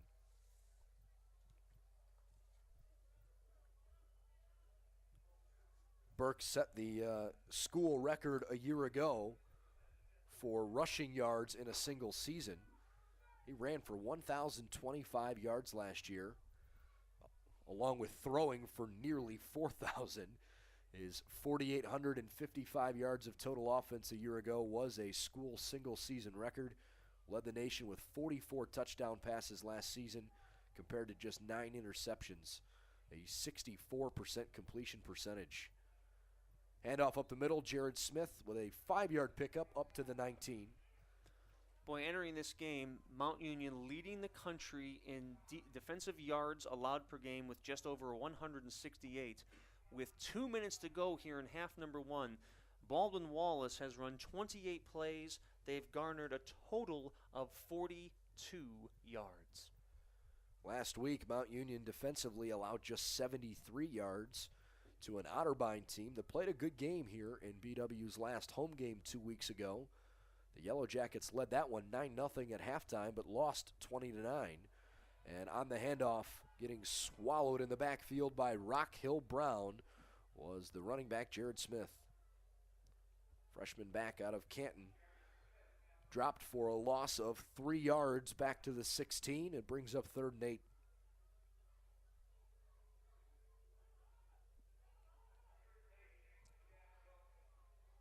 So with 1:23 and counting, the first half winding to a close, and at least if the scores were to hold, Mount Union and John Carroll would meet next weekend, both undefeated and playing what could arguably be the D3 football game of the year in the regular season. Corey Padrett, the senior, look at him rumble his way forward. He picks up a hard-fought 6 yards, and Mount Union calls a timeout. You know, I was going to mention before that play, I would be curious to see if Coach Karras would call a timeout.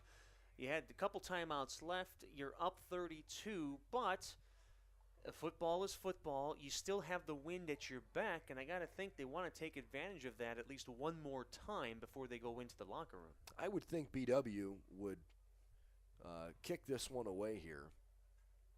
But I would try to, if I were them, I would try to kick it out of bounds because Kennedy is a pretty dangerous guy when he gets in open space. Although, you just never know. I mean, on 4th and 2, hey, what the heck? Maybe you dial up something fun here and try to catch the Purple Raiders off guard. We'll see what happens in just a moment. 4th down and 2 from their own 22. 30 plays offensively for Baldwin Wallace, 45 yards total. Simone is standing back right around his own 7-yard line, waiting the snap from the long snapper, Luke Riemenschneider. It's a good snap, and Joe's kick is a high end-over-end kick fielded at the 42-yard line. Kennedy, wide open room on the right side. He's all the way back to the 29-yard line, a net punt of 7 yards after the ball had sailed all the way back to the 42-yard line on the other side of the field. That was a pretty strong punt from the 22 all the way to the 42 through the air. But Kennedy with a good return, and Mount Union's got good field position. clearly our feed is not being pumped into the headsets of the coaching staff, because if they would have listened to you and kicked it out of bounds, I think things would have came out better. Kevin Burke back in there as the signal caller. Inside the 30 to start this drive on 1st and 10. He throws over the middle to Meacham. He's down at the 9-yard line, stopped by Greer. And another free safety for this Baldwin Wallace defense. That was Theodore Washington. 1st and goal from the 9. 34 seconds in counting here before halftime. Burke throws one back shoulder. Look at that catch. Wow. Roman Namdar just caught a touchdown pass over Candelario's back. That ball looked like it went through Candelario. That's how tight that coverage was. And for the second time today, Candelario gets beaten in the end zone with perfect coverage. Yeah, you can't cover it any better than that. 41-3, the Purple Raiders have now scored, pending an extra point here, 35 unanswered after the BW field goal early in the first quarter. Edward Runke on.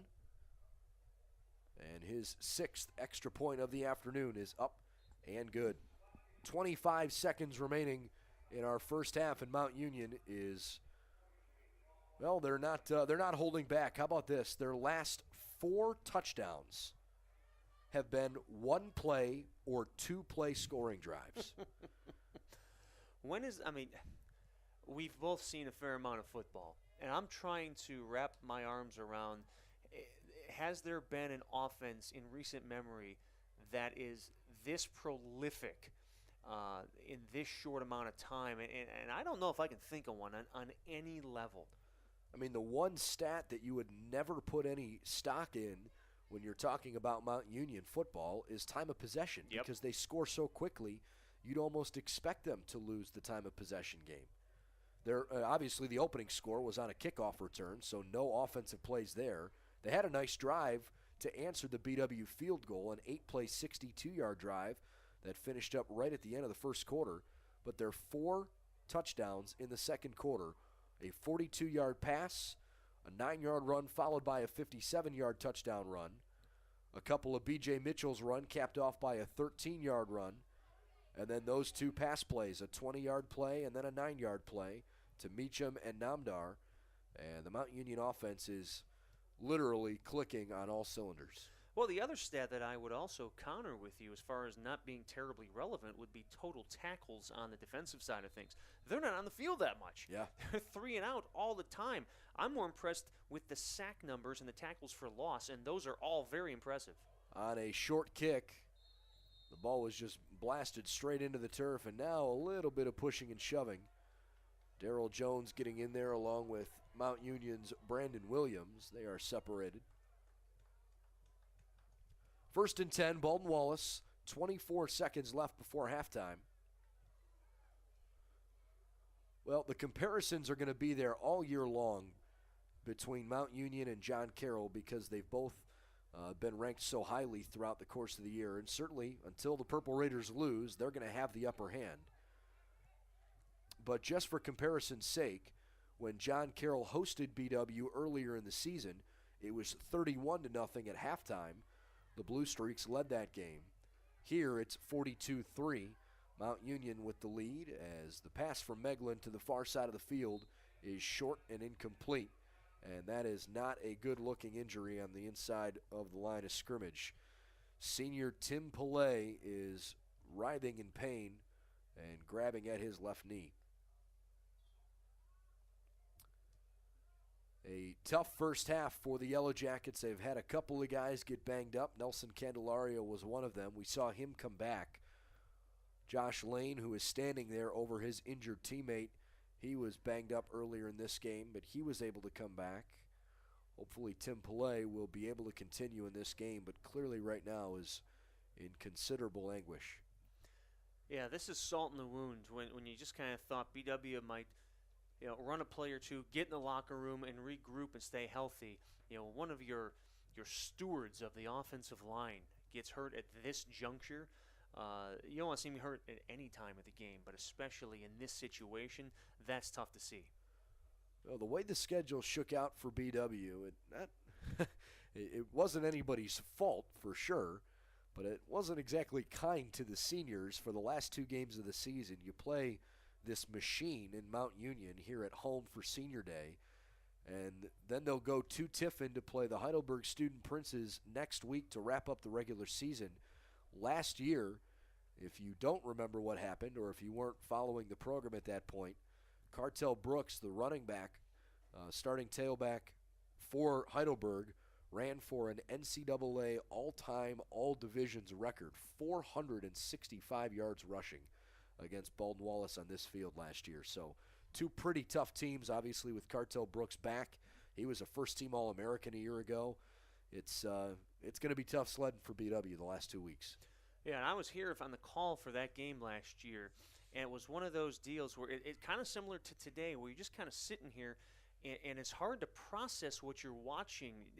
It looks so easy, so effortless, and Brooks was gaining 20, 25 yards at a clip, and it's just kind of like this Mount offense where one play, two play, one play, two play.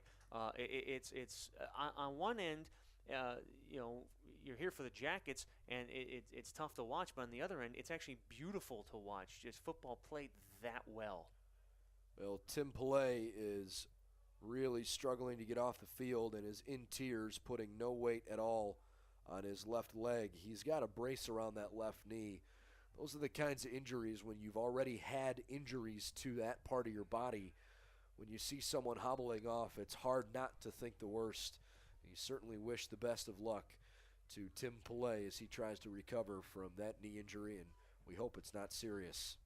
Isaac Reed to run the football, and that will be the last play of the first half with now just 11 seconds left on the clock. So the Purple Raiders have come to Berea and have made a statement today. It is 42-3 at halftime. Mount Union leads Baldwin Wallace here on BWYellowJackets.com. Thanks for joining us here this afternoon.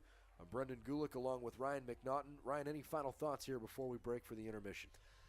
Mount Union is being Mount Union right now. They are everything that they were cracked up to be. They were everything they were sold to be on both sides of the football. It's been utterly impressive to watch.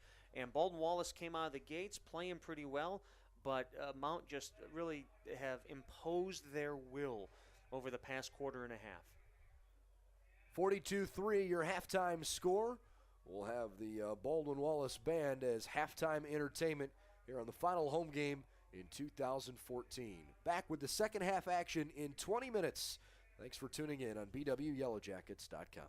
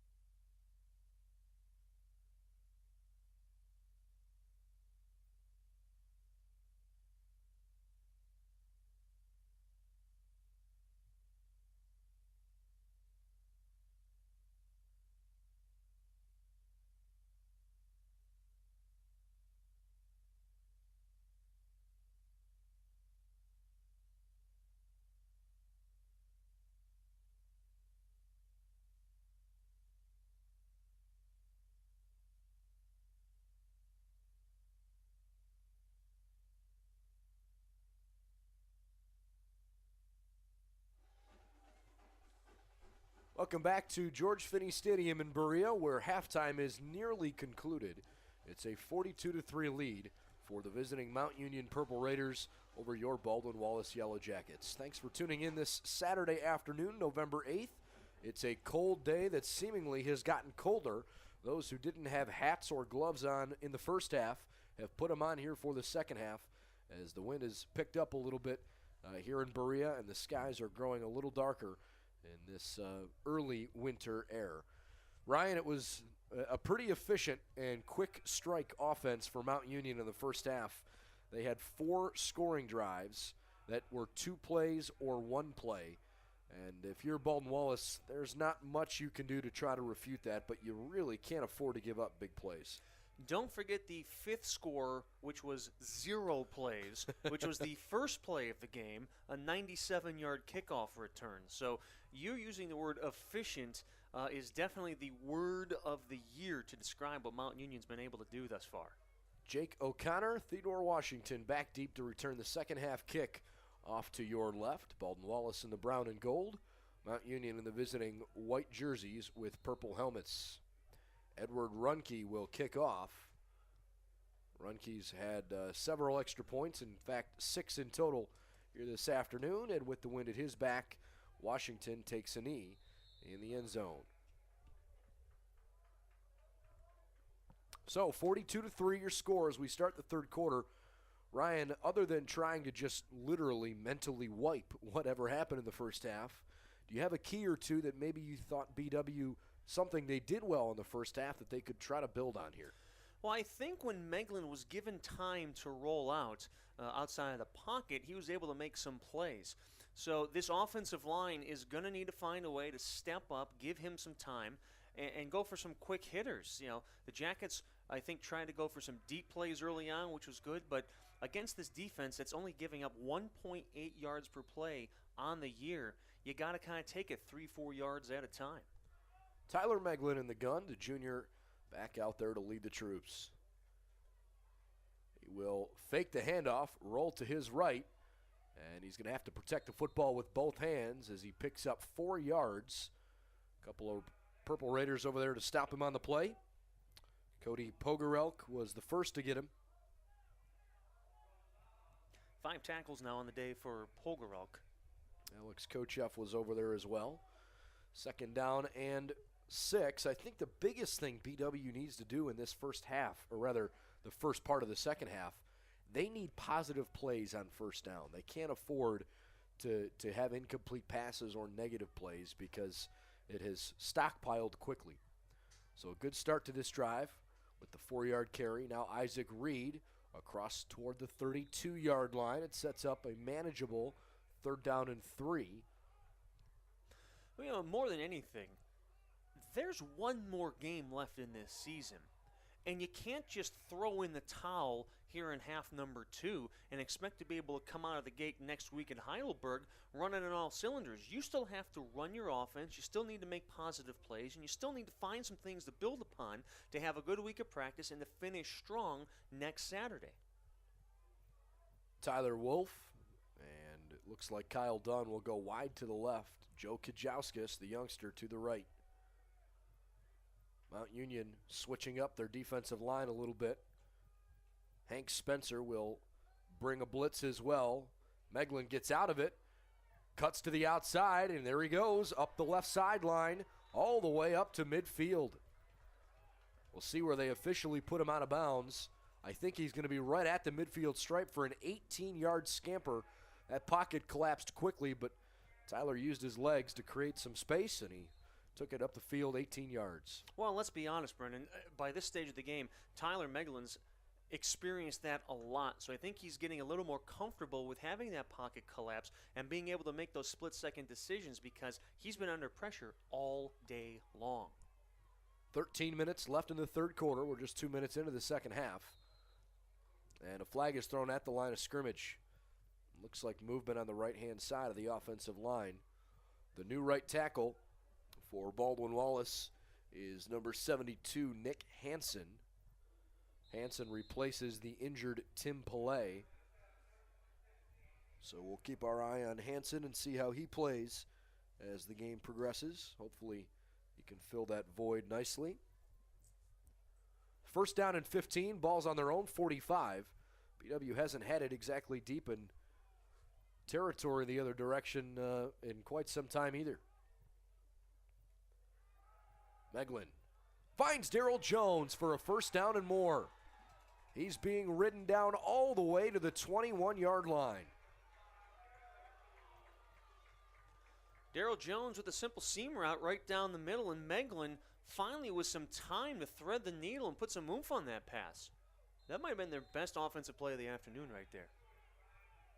A gain of 32 yards on the play. First and 10 just outside the red zone. It certainly is the biggest offensive play in quite a while. Now under center, Meglin with a hard count, and everybody looks back toward the near sideline. They'll okay the play. Reed pulls to the left-hand side. And the contain effort on that outside, both by Will Heitshu and Hank Spencer. The two of them got over there quickly, kept Reed from breaking the edge. And I think he maybe got back to the line of scrimmage. There's just nothing there rushing-wise. 17 yards rushing on the afternoon for Baldwin Wallace on 23 attempts. So it's second and 10 now from the 21. Here early third quarter as the Jackets look for their first touchdown of the ball game. They haven't scored since the opening 5 minutes of the game on a 39-yard field goal. A fake handoff. Meglin with a flag upcoming, throws toward the end zone, and a flag coming there as well. Couple of them. Well, the pass is incomplete. Kyle Dunn was nearly tackled. There's a chance this could be offsetting penalties. We may see a hold and defensive pass interference and maybe play the down again. Well, there's definitely a hold on the offensive line for the Yellow Jackets as the Mount Union defender was tackled, mauled, if you will.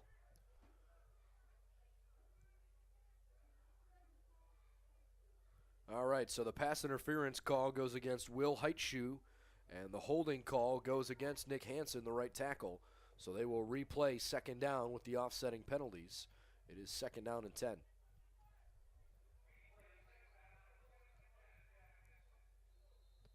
Well, I suppose Hansen didn't have much choice if he didn't want Meglin to get sacked. It was certainly being pressured. Second and 10. More shifting on that defensive front. Tyler's being pressured and throws it into the hands of a defender, and it was dropped. Incomplete. Jonathan Gunnell almost came up with the tipped interception. Cody Pogarelk got his hands on it first. Well, I'm not sure what Meglin saw that the rest of us didn't see, because that was just a bad decision on Tyler's part, trying to force something into double coverage. Good quarterback hurry on the play from Tom Lally. Lally, a first-team All-OAC guy a year ago. He is among the top 10 all-time in tackles for loss and sacks while donning the purple and black uniform. Third and 10 from the 21. Jackets are in field goal range, but on the scoreboard they need 6. Isaac Reed takes the screen pass, gets out of one tackle, and then is met by a herd of Purple Raiders. Tom Lally, who was the original broken tackle, was in on the stop after he got back up. Hank Spencer there to help as well. And the Yellow Jackets will go for it here. 4th down and 9. This Mount defense just swarms. There were 6 white jerseys on top of Reed by the time that play was over. So Meglin with 3 targets. They'll spread the defense out a little bit. Tyler going to try to run it, and nothing happened there. You know, a lot of Mount Union's defense, I mean, you know, I guess I should say it the other way around. A lot of BW's offense seems like it's played between the tackles. They haven't really tried to throw the ball downfield or to the outside too frequently. And I think maybe some of that is because there's been so much pressure on Meglin. I mean, I can't remember a single throw all day where he didn't have any duress at all. Yeah, I mean, that seam route on that last drive was probably the only time he had time to drop back, set his feet, and put into it. That's why they've just rolled him out all day long. Kevin Burke and the Purple Raider offense back out there as Luke Meacham tries to get to the outside, but a tackle by Nate Furster. So Meacham with a pickup of 8 yards, maybe 9. We'll see where they put it. It'll be a 9-yard gain. Ball's at the 34, second down and 1. 42-3, Mount Union on top. This game started with a Purple Raider bang. 97-yard kick return for score for Torres Scott. Burke is hit by Luke Riemenschneider and finished off by another couple of Yellow Jackets. But he was right at the 35-yard line, and it's going to be enough for a first down despite a broken play. Well, that's just good awareness by a veteran quarterback knowing where he is on the field. Kevin Burke, the reigning Gallardi Trophy winner, uses his feet and his arm very well. Last year, better than anyone in the country. First and 10 from the 35, 9:40 left in the third quarter. From the gun, this time a handoff to Mitchell. He's had a great day, and he gets a good 7 yards up to the 42-yard line. Mitchell, for being a small guy, has had a lot of yards after contact today, hasn't he? Boy, he has, and that's where that strength comes in, where just because you're 5'6" doesn't mean you're not a difficult guy to get down. I mean, he is a chiseled 5'6". He's a fast 5'6". On 9 rushes, he has 114 yards on the day, and as you said, a lot of those yards came after initial contact. Second down and 3. Burke is hit in the backfield and sacked. Luke Riemenschneider, or is that Lawrence Wolf? No, it is Riemenschneider. It's hard to tell. Riemenschneider, whose family has quite a legacy here at Baldwin Wallace. His presence on the football field will certainly be missed. 2 times this year he's been the OAC's Defensive Player of the Week. And he has continued that strong play on the football field that the Riemenschneiders have for a long time. On 3rd and 5, Burke on the run with a nice athletic catch by Torres Scott. He reached behind him and snared the ball almost by his hip. Really nice play. That's a real nice catch. Not Burke's best pass of the afternoon, but Scott really having a heck of a day for the Raiders. Kevin Burke has already thrown for 200 or more yards for the 19th time in his career. He's closing in on his 12th career 300-yard game. And he's already in his 31st multi-touchdown performance through the air. First and 10 from the Baldwin Wallace, from the Mount Union 48. On the option read, they give it to Mitchell. And he is tripped up from behind. Riemenschneider with a diving effort just barely clipped the back of his ankle. A pickup of 7 yards brings up 2nd and 3 from the BW 45. Yeah, he must have, I don't know, silly putty or something in his knees to be able to be that fast, to make those stops on a dime and not really slow down. Most running backs, they at least lose a step. Barry Sanders is about the only other guy I could see that could do it that fast. And no, I'm not comparing him to Barry Sanders, but it's very similar with their ability to be able to do that. Riemenschneider gets him again. This time stops Mitchell for a 4-yard loss. He's not been stopped behind the line of scrimmage too many times here this afternoon. By the way, Torres Scott's best career numbers in a single game, 9 catches and 117 yards. Today, and those were in different games, by the way. Today, he's got 7 catches for 81 so far. So we'll see if maybe he has a career game this afternoon. 3rd and 7 for the Purple Raiders. Burke floats it over the middle. It is intercepted. Kevin Krikora with the diving pick. And Baldwin Wallace has forced their 3rd turnover of the day on a pass that really wasn't very well thrown. It was too short for Meacham and too long for Wilkinson. Yeah, he got caught in no man's land there. He had two receivers. Both were open, by the way, and he just threw it right in between the worst spot that he could have done it. And I think maybe there was just some miscommunication between Burke and his receivers. So Tyler Meglin takes over. Meglin has struggled today through the air. He's completed just 4 of 13 passes for a total of 54 yards. On the ground, the Jackets as a team have not run the ball very well.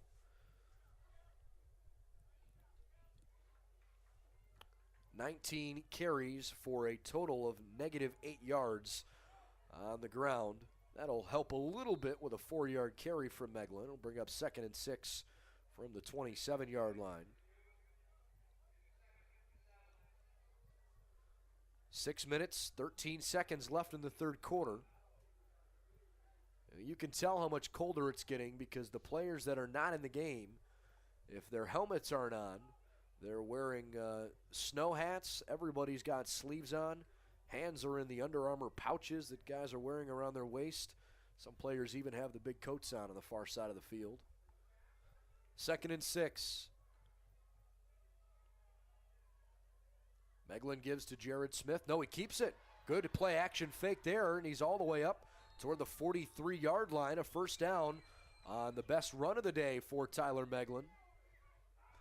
Give Darryl Jones credit for a nice block that really opened up Meglin to gain those yardage. Jones was able to connect with his defender and spring Meglin. Very nice job downfield blocking. So on a 1st and 10 play, that's just the 5th first down of the game, by the way, for BW. Jones will go in the backfield along with Jared Smith.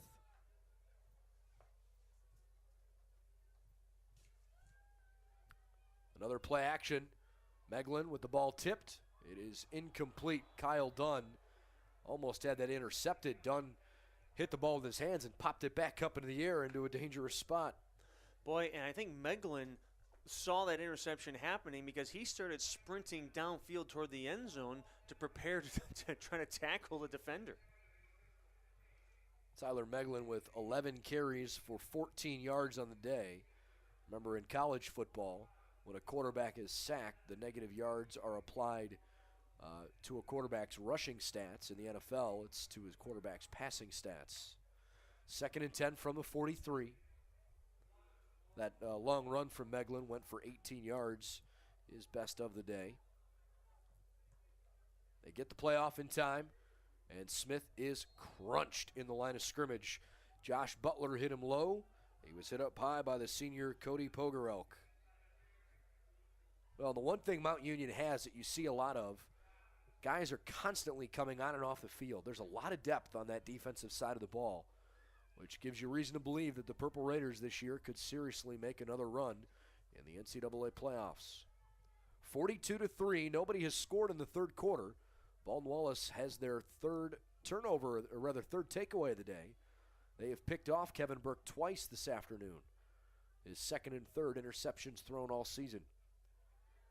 7 on the play clock as the play is adjusted at the line. Meglin on the quick drop, rolls out.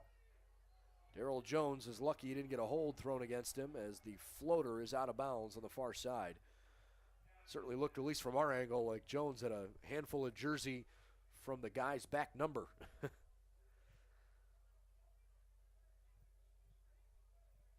So 4th and 10 upcoming, and a punt for the Baldwin Wallace Yellow Jackets.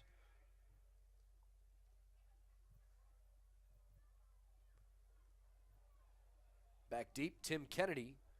Kennedy's had a nice day on special teams so far this afternoon, and he's already had the 2nd best punt return year for anyone wearing a Mount Union jersey. Chris Denton, who is on the far sideline now as an assistant coach, had a school record of over 500 punt return yards a few years ago. And Luke Riemenschneider, the long snapper, down there again.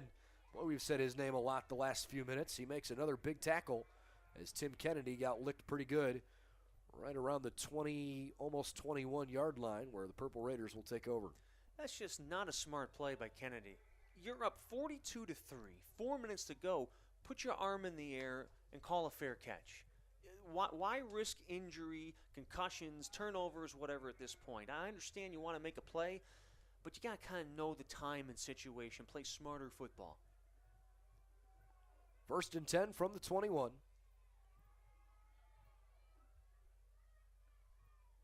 Burke throws far side. Scott with the catch. Dancing around, trying to follow a block.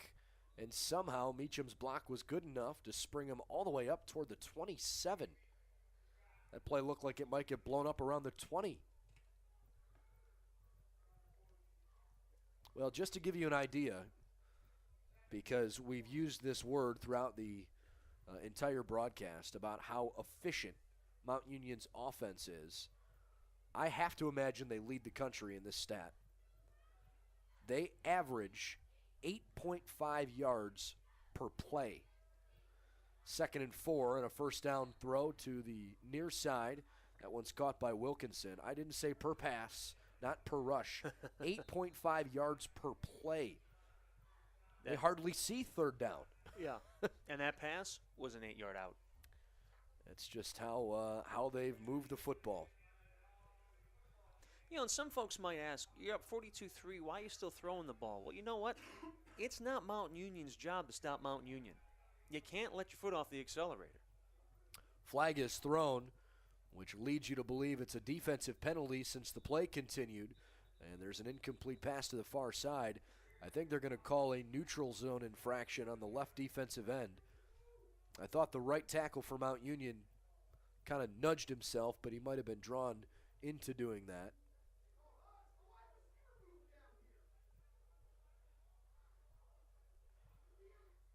Well, a 5-yard penalty, and it'll bring up 2nd down and 5 now.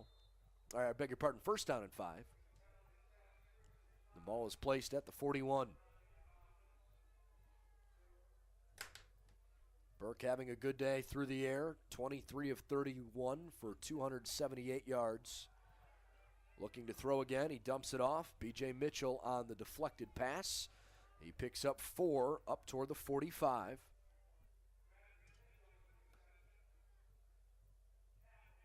Second down and a short 1 yard here.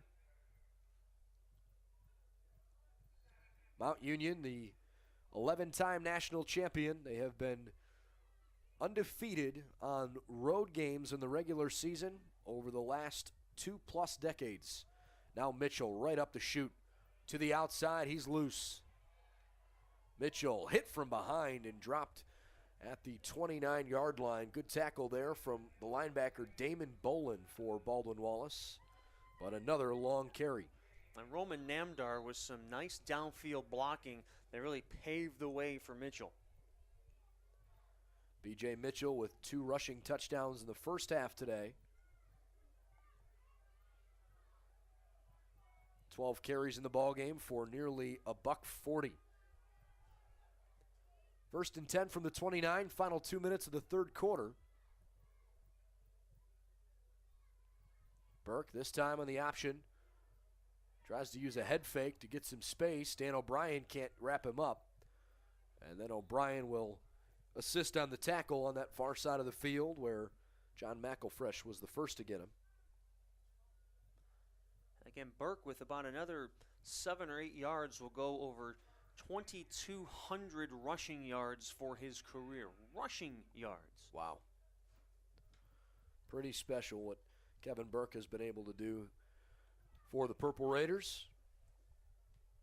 2nd down and 9. The ball's on the 28 as Mount Union looks to get to that 50-point mark here for what would be the 9th time this season. This time right up the middle. A carry for Logan Namath, 2013 academic All-OAC performer, the junior from McBain, Michigan, who has had a decent season. He's seen certainly not the lion's share of the carries, but Namath has entered the game as the 2nd leading rusher on the team, averaging 61 yards per contest. That was his first carry of the ballgame today. He gets another one here. He is banging his way down toward the 15 on that 5-yard gain and converts on the 3rd down. So now 13 yards on 2 carries for Logan Namath. Bradley Mitchell, by the way, who just checked back in, has 12 carries for 143 yards and 2 touchdowns. Well, and the shadows really starting to become prevalent here. There's a chance for rain, or Lord knows maybe snow later on this afternoon. It's only 20 to 4, and it feels like it's about 7:30. First and 10 from the 15, potentially the last play of the third quarter, as Burke takes it right up the gut and scores. Kevin Burke with a 15-yard rush for touchdown, and it's 48 to 3. Purple Raiders out front. You say shadows like there's sunshine to cast a shadow here. I understand it is certainly getting dark, and believe us, even in the heated press box, it's getting cold. You can certainly feel it. This is football in Northeast Ohio. When you're talking about November 8th, the fact that it's not snowing is somewhat of a blessing in and of itself. 6 seconds left in the third quarter. Runke's PAT was deflected through the uprights, and it's good. So Mount Union with the only points here in the third quarter. A 15-yard touchdown run from Kevin Burke makes it 49 to 3, as we will have a kick return and maybe a play here at the end of the third quarter. You know, looking down at the sideline, Brendan, I see Tim Pillay, who came off the field toward the end of the first half with a left knee injury. He is out of uniform. He's in sweats. He's on crutches with a massive bag of ice on that left knee. So that probably tells you a little bit about where he's at. Certainly his day is done. I'd be willing to bet his season is done. And you just hope that once the swelling goes down and the docs have a chance to check him out, there isn't too much serious damage inside that left knee. Well, he certainly has been a staple at right tackle all season long, a spirited leader, a guy who transferred in here from the University of Dayton and has really helped this offensive line, but has had a tough time staying healthy with a bad left knee over the last couple of years. His college career, unfortunately, has been injury-riddled, and certainly not going to come back today. We'll see if he's able to play against Heidelberg next week. Runke's kick, another good one with the wind at his back, and Jake O'Connor with maybe the length of a shoelace between his foot and the goal line takes a knee. He wanted nothing to do with returning that. So the Yellow Jackets come back out offensively. Here are their leaders so far. Meglin 6 of 18 through the air for 89 yards. Tyler also the leading rusher with 11 carries for 14 yards. Jared Smith 6 carries for 7 yards. Corey Pedrett with 1 carry for 6 yards. Isaac Reed 8 carries for 5 yards. Darryl Jones has caught 2 passes for 40 yards. Corey Pedrett 2 catches for 28 yards. Kajauskas with a catch for 20 yards. Isaac Reed 1 catch for 1 yard. Screen pass to the left. Darryl Jones is hit right after he's got to the line of scrimmage, and that will be the final play of the third quarter. So the Yellow Jackets will add 2 more yards of offense to their total of 121, give them now 123 on the day as they try to get something going. Baldwin Wallace trailing 49 to 3 as we start the fourth quarter. Back with the fourth quarter after this timeout on BWYellowJackets.com.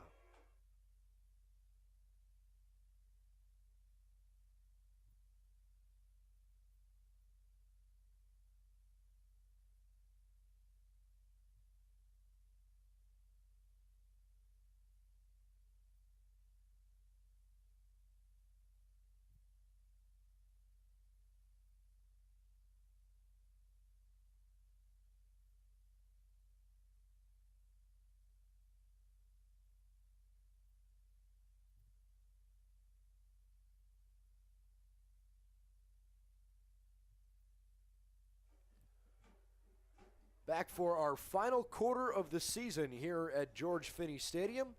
Brendan Gulick, Ryan McNaughton with you.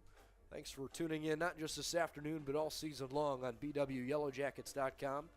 We hope you've enjoyed Baldwin Wallace football this year. We've had some exciting home games. The Yellow Jackets beat Bluffton right out of the gate with a non-conference win. Then they lost a heartbreaker to Ohio Northern with just a few seconds left in the game, as Austin Smith takes the rush to the right-hand side, and I think he lost the football. He did, and Mount Union has recovered. Austin Smith ran right into Alex Kochev, who is credited with the forced fumble and the recovery. I mean, he ran right into a brick wall and went straight down and lost the ball in the process. Kochev, really the leader on the defense for Mount Union. That's his third forced fumble and second fumble recovery of the season. And that was a big, big hit. John Snell, the head coach, a veteran at Baldwin Wallace, heads over there to check on him and see if he's okay. Well, the Jackets have won 5 games this year. They've won 4 of their last 5. Those wins against Bluffton, Muskingum, Marietta, Wilmington, and Capital. So we'll finish with no worse than a 500 record on the season, but have a chance to finish, with this game at 49-3. It would be a monumental comeback for the Yellow Jackets. Frank Reich is not walking through that door. It would be tough. But you play all the way to the end because it's a funny game and you just never know what happens. Kevin Burke and company back out there. The running back once again, Logan Namath. Burke looking around. Pressured. Look at him use his feet. And he just gets rid of it. Excellent coverage by Baldwin Wallace defensively. Kevin Burke had a good 9 seconds to try to find someone and never did find an open man. You know, one of the things that really opened some eyes at the OAC level a couple of years ago, in fact, it was at the beginning of the 2012 season, where Mount Union looked like they were just continuing to load up. Germany Woods, the running back from Heidelberg, who was a first-team All-American, transferred to Mount Union as Namath takes this carry to the left-hand side for a couple of yards. Addison Carbone in on the stop. It's a 1-yard pickup. Germany Woods transferred to Mount Union and had to sit out the 2012 season because he transferred within the conference, and that is a conference rule. And at the beginning of last year, you thought Germany Woods would be the feature back. Well, he was. But then all of a sudden, all these other running backs emerged. Dwayne Aaron, another St. Edward product, he's a sophomore, had transferred in from NAIA Siena Heights, which is up in Michigan. Brandon Williams, a junior who ran track at UC Riverside out in California. He's a California native and an excellent running back. And Jamal Johnson has proved to be a super freshman, as this one is battered around, incomplete. Luke Meacham couldn't come up with it. So, and then, of course, Logan Namath, who's in the game now. I mean, you've got a couple guys who really make you go, wow, Germany Woods not part of the mix, and that's a bit of a surprise. Well, you alluded to it earlier, the depth in this program that Mount has. You know, you and I do all this prep work before each game. The length of the numerical roster alone for Mount Union compared to most of the OAC teams, it's almost twice as long. I mean, they could probably have 2 or 3 JV teams if they wanted to. That's just the strength of this program. Edward Runke with a 44-yard field goal attempt. It's up and good, and he did it into the wind. An impressive kick from Edward Runke. That's the second longest field goal of his career, and it is among the longest in program history. Earlier this year, he had a 47-yarder, which tied the Mount Union record. So Runke proving his worth here in 2014. He is a senior from Bayville, New Jersey, 5'8", 170 pounds. Well, their last 2 scoring drives have been 8 plays and 4 plays. So compared to 2, 2, 2, and 1, they're actually on the field for a little bit. They have chewed up a little more clock, no doubt about that. Also with that field goal, the Purple Raiders, for the 9th consecutive game, have scored 50 or more points. Entered the game today with 518 points on the season, averaging 68.4 per game. And with 52 points today, continuing to add to that. 52 points, and that's lower than their average. In fact, if they were not to score the rest of the game, got to double check this real quick. Yeah, this is the lowest point total that they would finish with a game all year if they don't score again. Washington from the goal line. Up the far side and smacked. Brandon Williams. a special teams player as well as a running back with the tackle as Washington got up toward the 20. Mount Union opened the season at Bethany. Their one non-conference opponent plays in the President's Athletic Conference. Bethany, who is actually having a pretty good year. They beat Bethany 58-7. Bethany didn't lose their next 7 games after that loss. Mount Union also scored 58 points against Heidelberg, but beat the Student Princes 58-17, so really wasn't much of a contest there. By the way, we'll give you an updated look here as this drive starts from other scores around the conference in just one moment. Meglin will send Kajauskas and Dunn over to the left-hand side. 1st and 10 from the 20. Meglin trying to run away. White jerseys flying all over the place, and he is literally upended. Tackle on the play by Baldwin Wallace, free safety Joshua Scott. Scott, whose older brother Isaiah Scott is now an assistant coach on the far sideline. And Isaiah Scott was one of the better defensive backs in school history. Picked off double-digit passes in his career. That's certainly a good football DNA to have.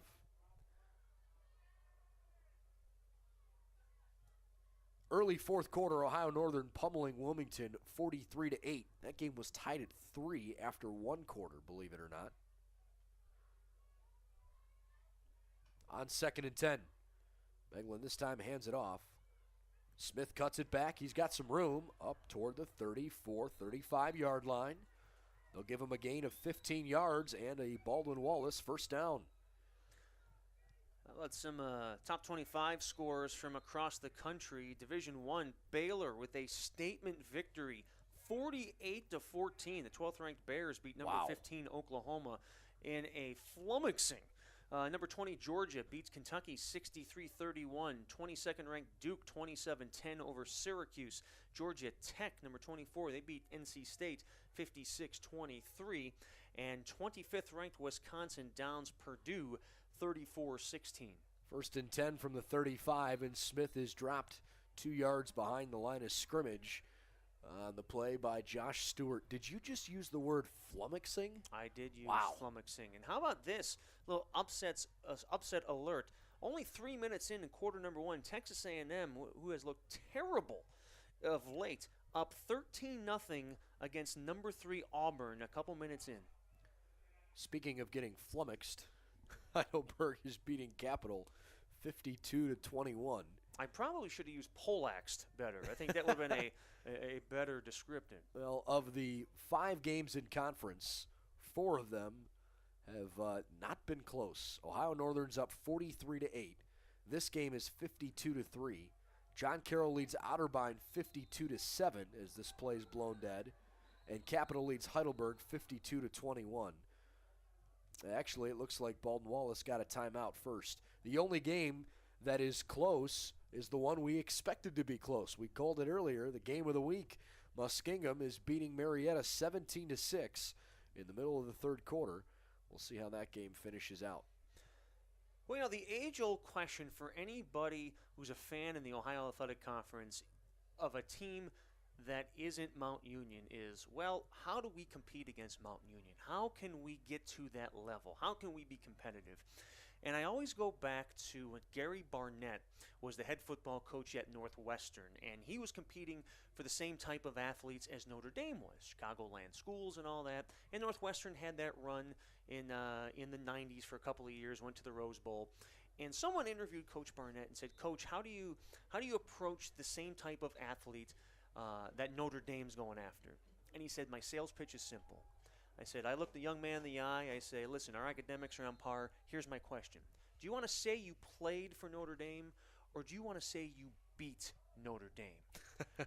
And if I'm a coach somewhere, hey, do you want to play for Mount Union, or do you want to say you beat Mount Union? Well, so far, if that's been the pitch from most of the OAC coaches, it hasn't worked too well. They want to play for Mount Union. So far they've wanted to play for Mount Union. Darrell Jones may have just drawn a flag on the far side of the field. There was a flag thrown on that far side. Not exactly sure who it was on. There was a bit of a scuffle, but Jones was over there.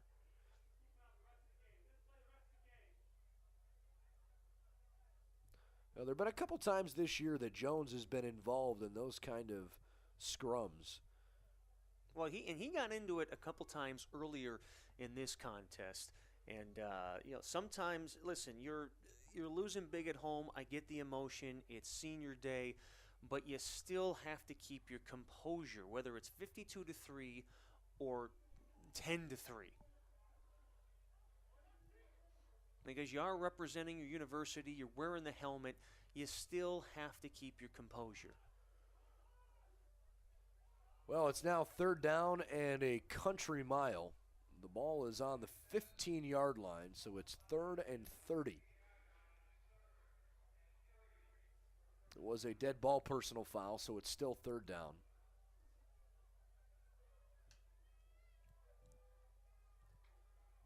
Meglin looking for what would be maybe his 8th completion of the day if he throws it. Instead, a running play right back into the line of scrimmage.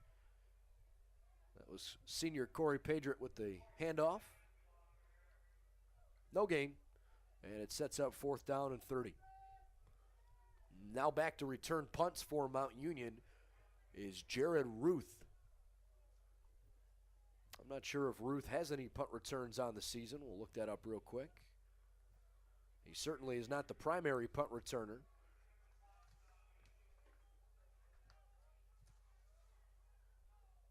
He does not have a punt return on the season. So we'll see if he gets a chance to make a play here. The punt was nearly blocked. Great job by Kajauskis just to get it off.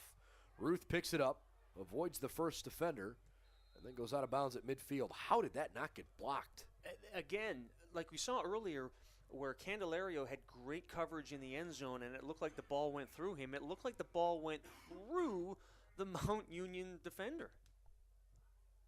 So the Purple Raiders take over 1st down and 10 with the ball at midfield. 10:05 left in the contest. It is 52-3 with the Purple Raiders on top.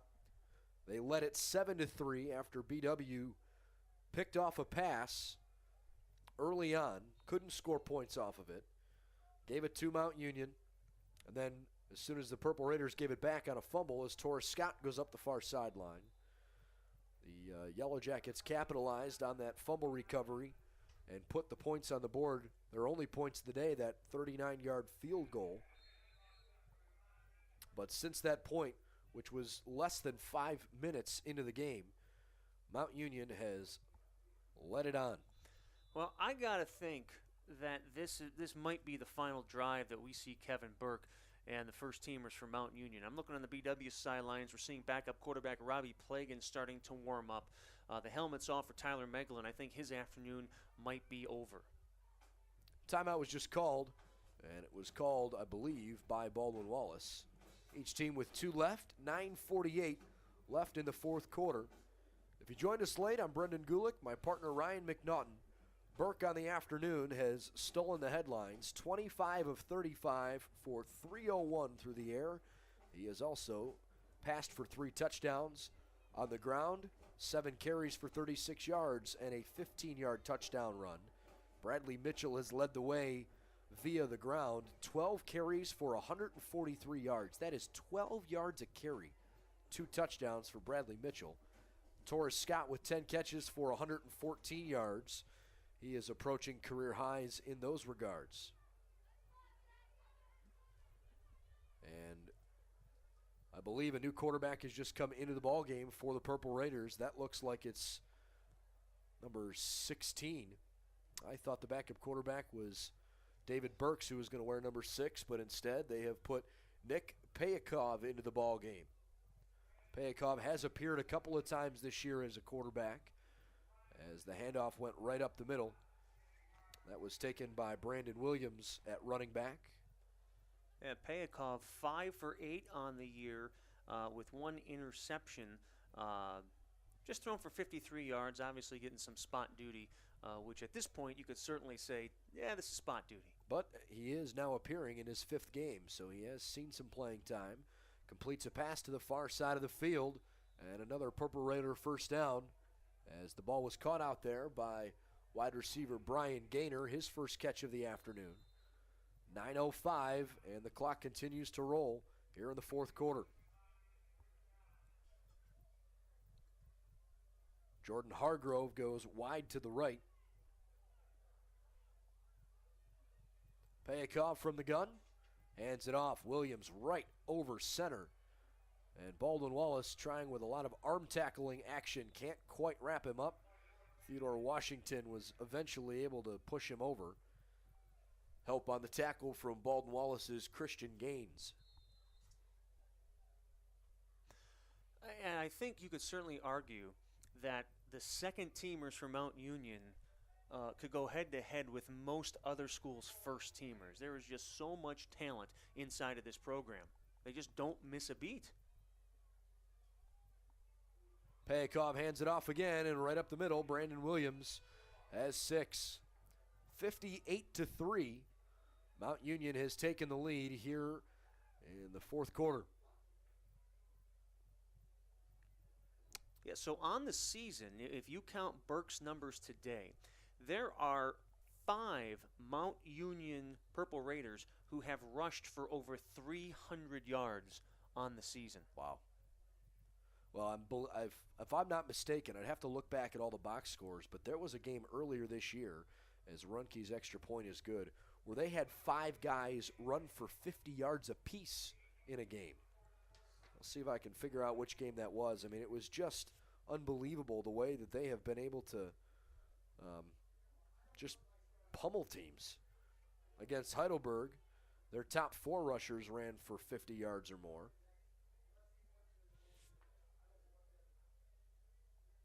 You know what? I think it was the Ohio Northern contest. Mitchell had 93 on the ground. Namath had 84. Burke 65 and Williams 64. They only list the top 4. I'm pretty confident I read that it was the Ohio Northern contest. But to have 5 guys run for 50 yards or more in a game, I mean, that's just incredible. Yeah, I mean, you're dealing with second, third, fourth teamers at that point, and they're still producing. Say what you will, but this Mount Union football program is an absolute dynasty, an absolute powerhouse, and success begets success. So to answer that question earlier, a lot of folks would just rather play for Mount Union because they know at some point they're going to get the opportunity to succeed in the play just because of the style of play that they perform.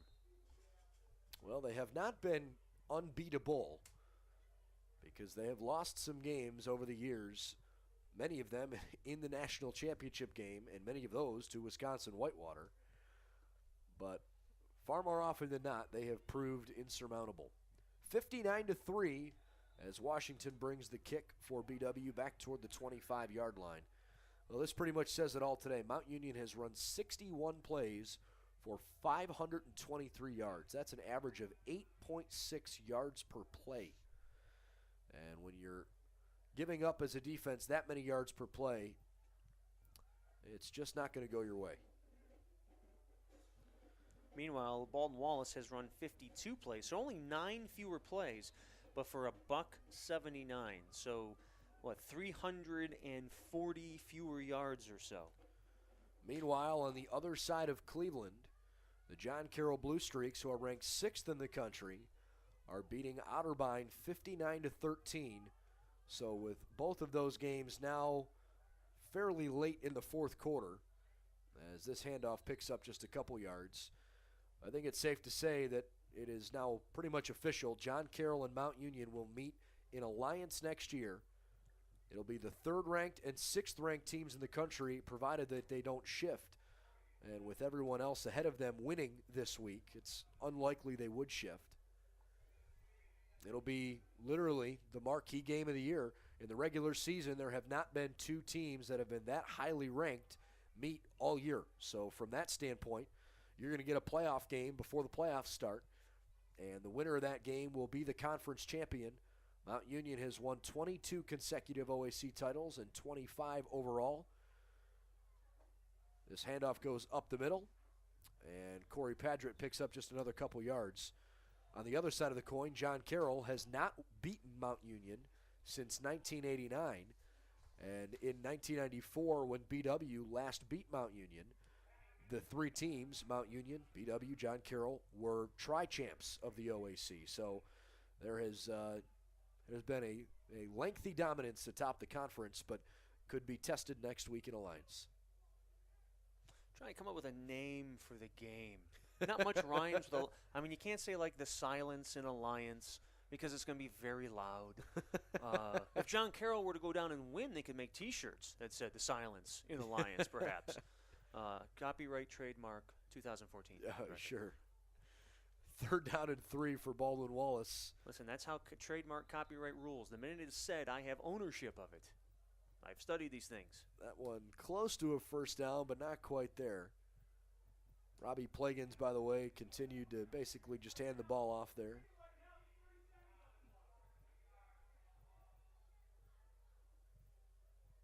$59-3 our score here this afternoon. It has been a trying day for Baldwin Wallace offensively. They just haven't really gotten anything going. Give them credit on defense. They've forced 3 Mount Union turnovers. Purple Raiders haven't done that all year. But unfortunately, just not enough. You have to play a perfect game and get a little break every now and then if you want to beat this team. Here's another punt return for Mount Union's Jared Ruth, his 2nd of the year. And a couple of flags are coming down that are probably going to bring this lengthy return back. As it stands, Mount Union just ran it all the way up toward the 20-yard line. The line of scrimmage was a 35, so we'll see if that's a flag on the Purple Raiders. You might see the offense come back out for BW. But how about the tackle by the punter, Joe Simonis? He leveled that returner. He certainly stuck his nose in there.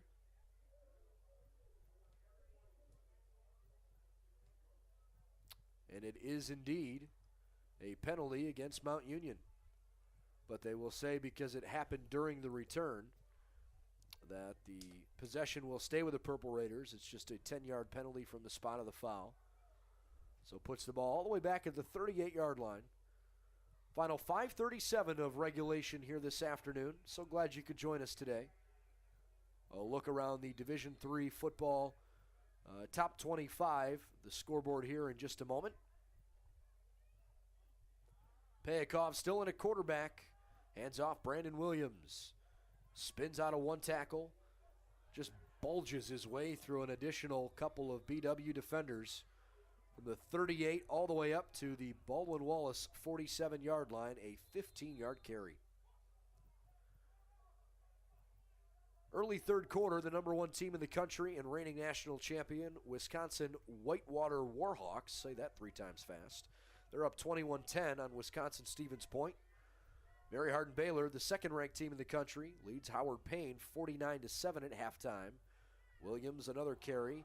He fumbled and lost the football as he kind of went to his left-hand side there, but he put 2 hands on it. I think maybe it would have been in the exchange.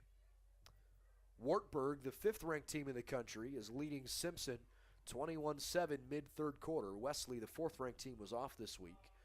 John Carroll is now up 66-13 in the final minute of their contest. Hobart just squeaked by St. Lawrence 29-27. Big win for Hobart out of the Empire 8. There's a completion that picks up about 4 yards. Some grumbling here on the near side, didn't like that. Wabash, number 9 team in the country, lost to Wittenberg in what was essentially the battle for the NCAC championship. Wittenberg beat them 21-15, so we'll see how far Wabash falls, and we'll see how high Wittenberg climbs in that big win.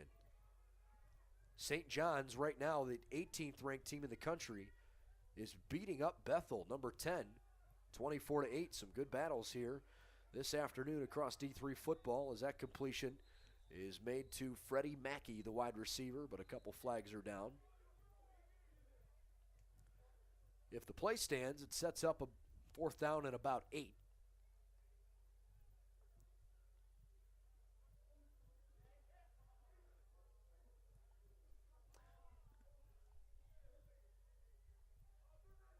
penalty is going to go against Mount Union. Boy, another top 25 Division I games. First quarter, big game out in Arizona. Number 9 Arizona State up on 10th-ranked Notre Dame, 10-3, and pretty much a game that the winner will stay in the playoff hunt.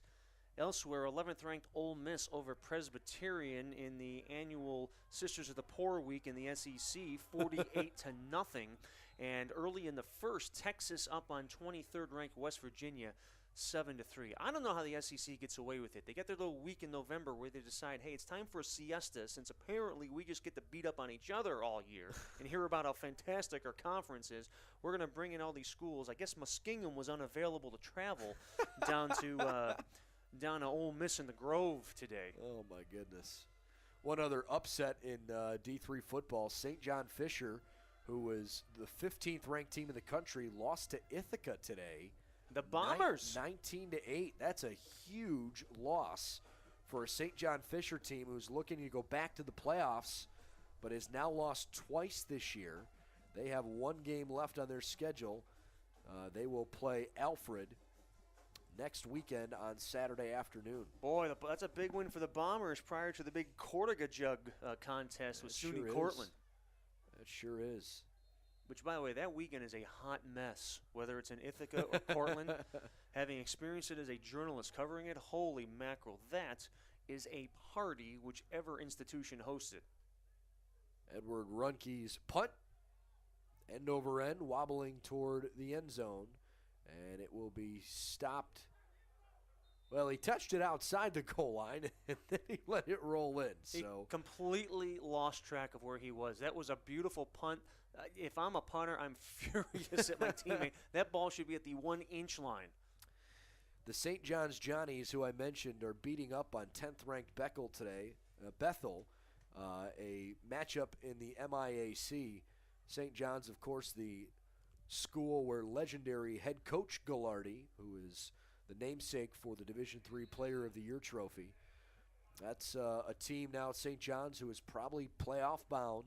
They're 5-1 in conference. They'll improve here to 6-1 today if they can hang on to win that game, and they'll be 8-1 overall in really good shape. Robbie Plagan's back out there with 4 wide receivers. It's 1st and 10 from the 20 with 3:13 left. They just get the play off. This handoff goes up the middle, and Adam Blake, the running back, takes it. Blake has not carried the ball many times this season. In fact, that is his first carry of the season. I was thinking I hadn't recognized his name. Boy, it really does seem an eternity ago that it was 7-3. And the Jackets actually had momentum after creating a second Mount Union turnover. But ever since, that stretch of game, that really does seem like an eternity ago. That doesn't even seem like it's the same game. 2:30 left and counting here this afternoon. 2nd and 8. And Blake is swallowed up by white jerseys.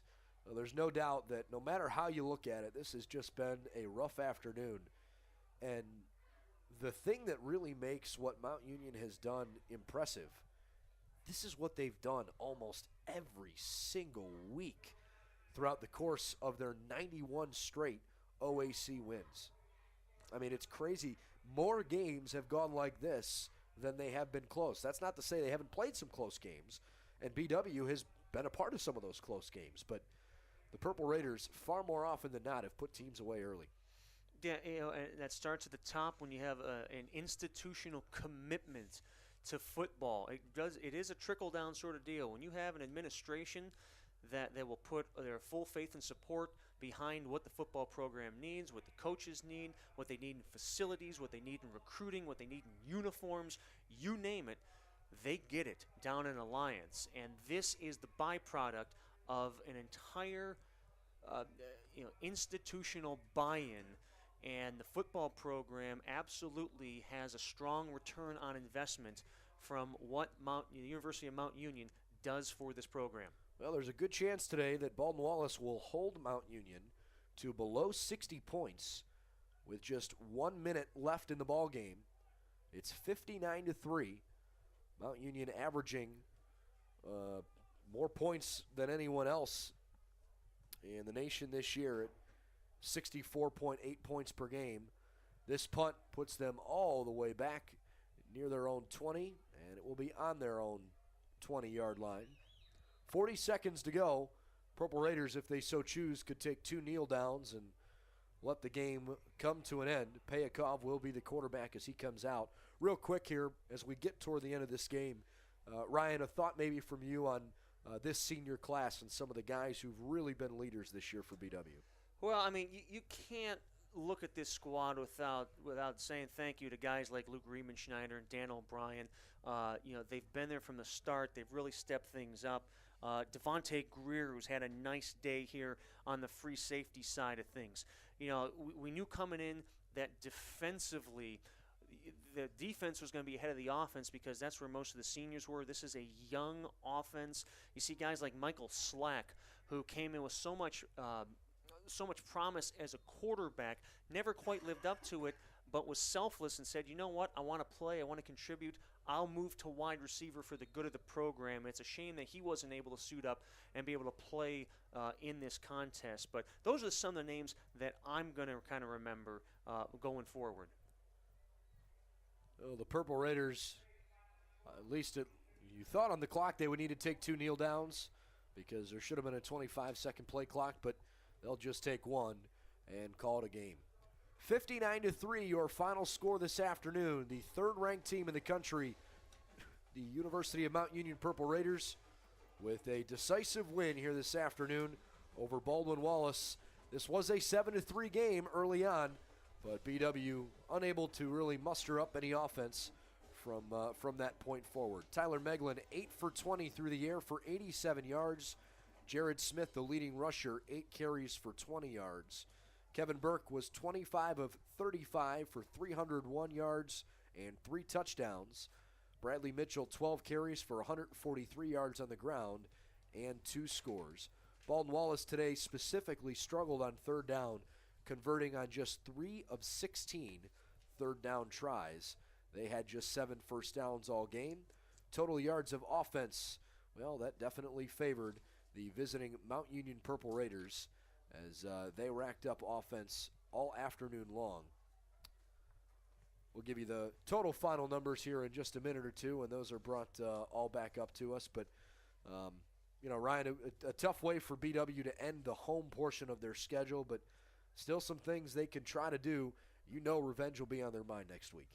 Oh, absolutely, especially what Cartel Brooks and that Heidelberg team did here last year. The news was all about Brooks, but that was really a game that Baldwin Wallace could have and probably should have won despite giving up 465 yards to the running back. And like you said, there's still a chance to finish with an above 500 record, to finish big on the road, and I'm sure a lot of these seniors on the defensive side of things, they still have visions of what Brooks did on their home turf last year, and they'll be fired up next week. Listen, Mount Union's Mount Union, but they're going to be fired up next week to finish strong and to finish with an above 500 mark. Mount Union 66 plays for 497 yards. BW 58 plays for 148 yards of total offense. Well, that'll pretty much do it here for the football season on the home side of things. Again, just one game left next week, but since we only do the home games, that'll wrap up our coverage of BW football here this season. We certainly appreciate all of the hard work that Kevin Ruppel and Jeff Miller, Matt Schickler, and the entire sports information staff put in during the week that helped make these broadcasts a success. We've certainly enjoyed doing it. Ryan, we've done games for a few years. I know been kind of hit or miss over the last couple, but this year's been fun. Certainly enjoyed working with you, and hopefully we can do it again next year. Brendan, I am going to be able to tell someday my 8-week-old son Declan that I work with that guy that you see on national TV every single week. Listen, I like to work with you for the next 20 years, but there are so many bigger and better things ahead of you in the future. So the pleasure has been mine to be able to work with certainly one of the better young up-and-comers in this industry. And I've worked with a lot of them, and I rank you right up there, my friend. Oh, much appreciated. That's awfully kind. It's been fun working with you as well as the football season on the home side has come to a close. Thanks again to Jeff Miller, Kevin Ruppel, Matt Schickler, and certainly to Lenny Reich as well, the visiting sports information director for Mount